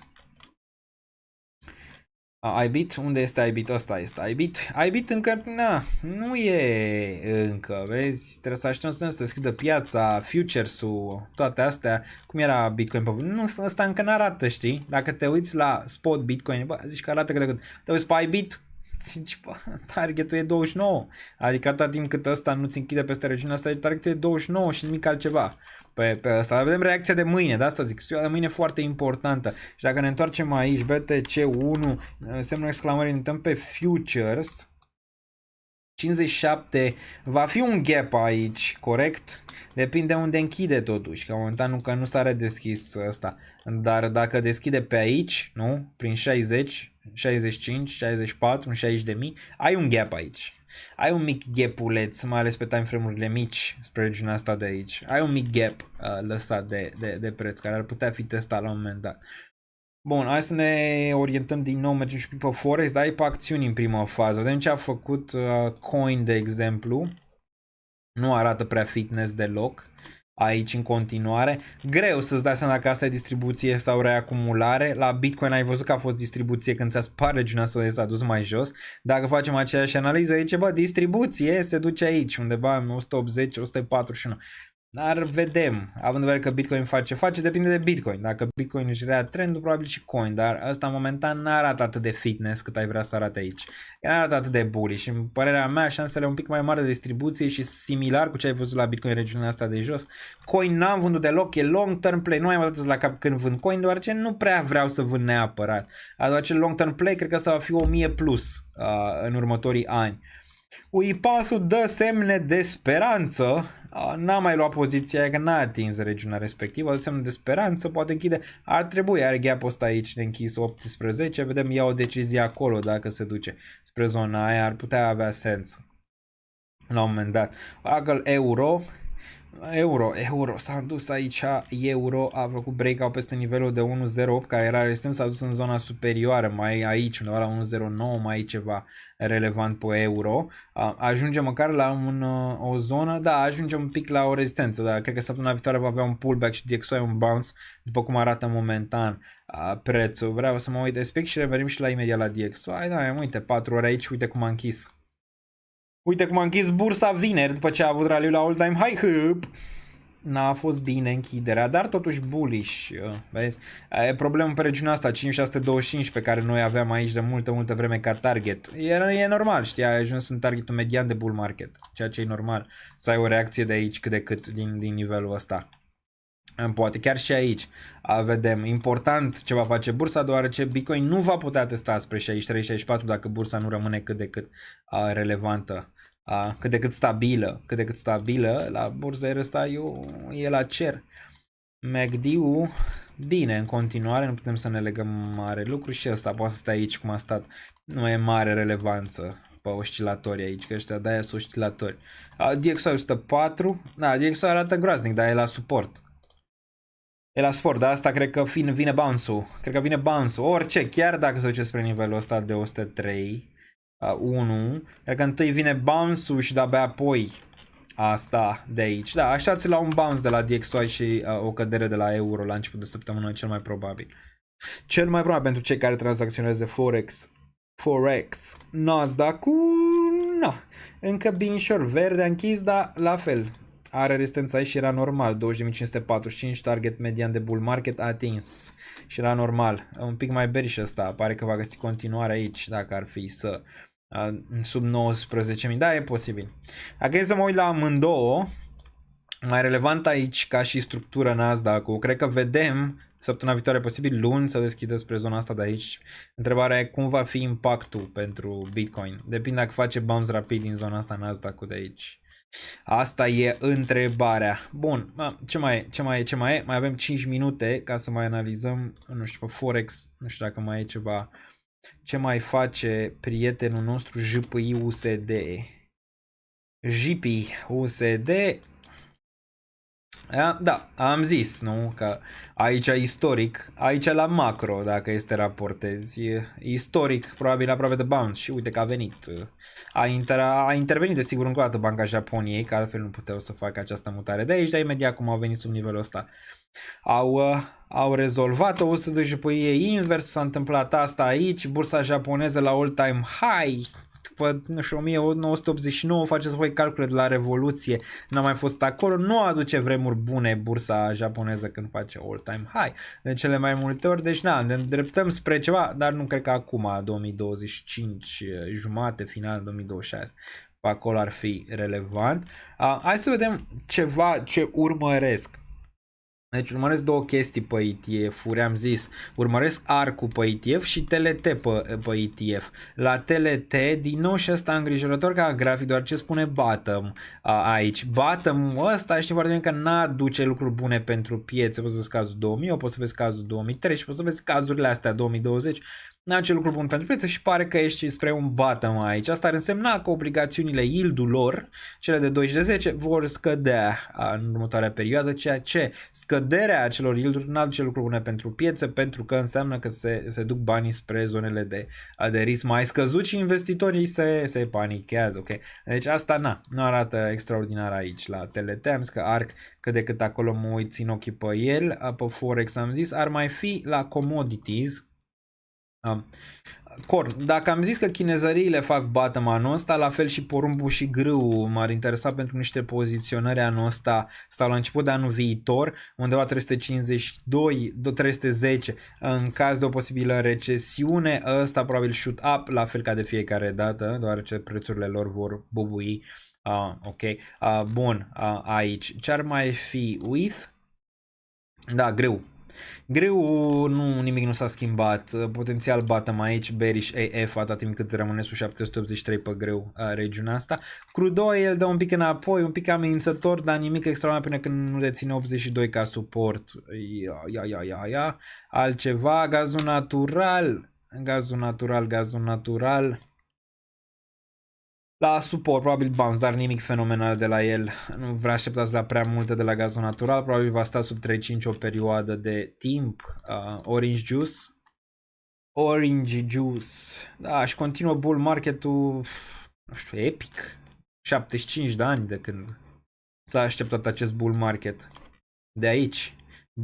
Bunica mi putea tranzacționa asta pe aici până 81 pe aici probabil, deci din 81, din 77, de la cutremurul din 77 până în 2022 n-a putut să spargă regiunea de 204. A spart-o și acum, desigur, îți dai seama că face și un bull market după 11 miliarde, triliarde de ani în lateral.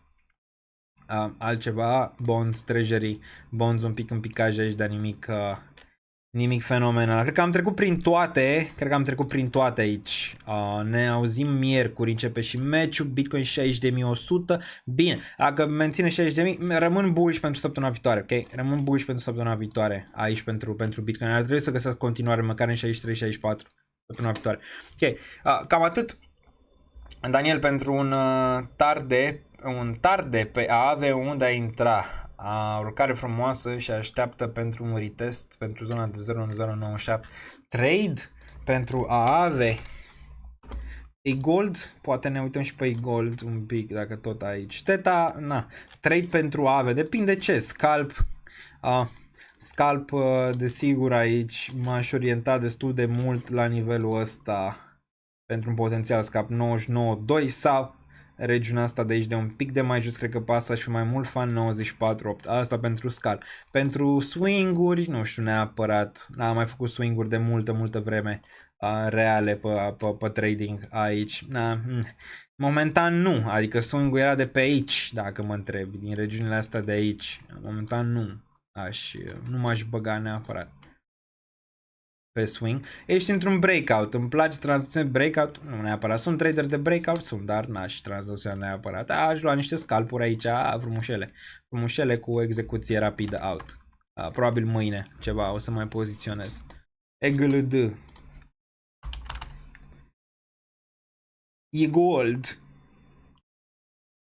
Dar pentru swing, nu știu ce swing ai putea să faci neapărat de aici, unul real, pentru AAVE. Deja ai văzut mutarea pe AAVE.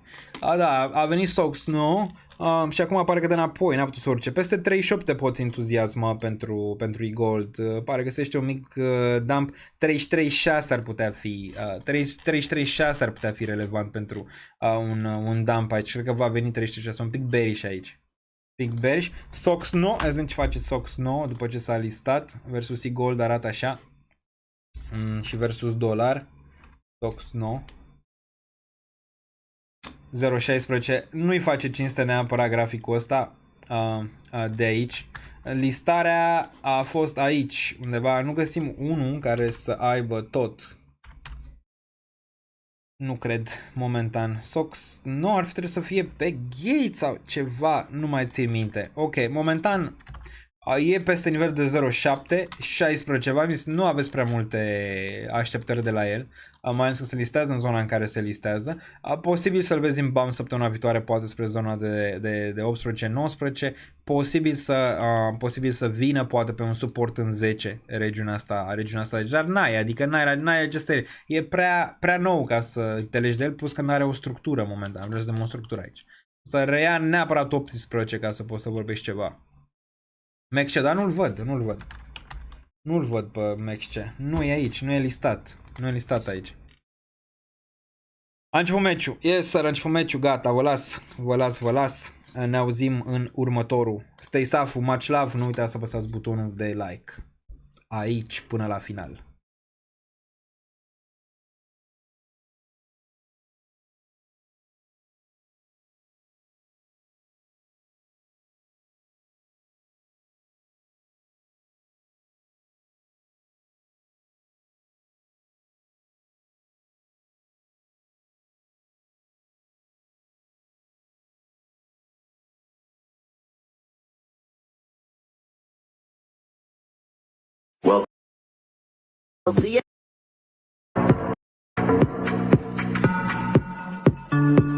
Banii, să nu vă...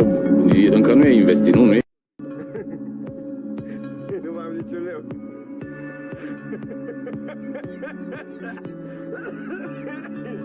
Nu mai am niciun leu.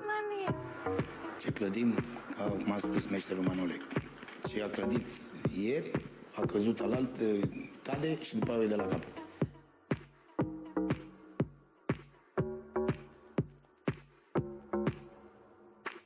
Două, trei vorbe, bună seara și... Bravo, Bobe! Două, trei cuvinte și... Bravo, Bobe!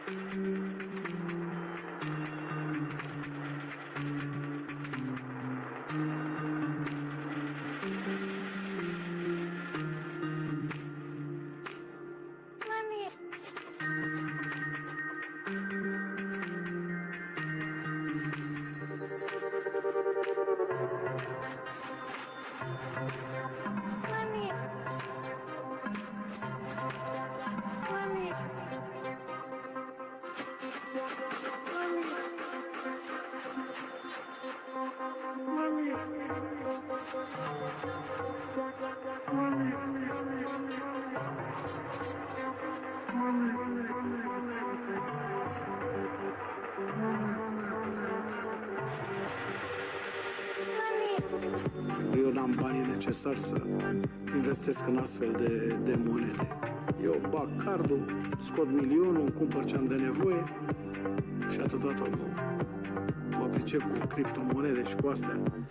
Pentru un lapte bătut și un sandwich mi-ajungea.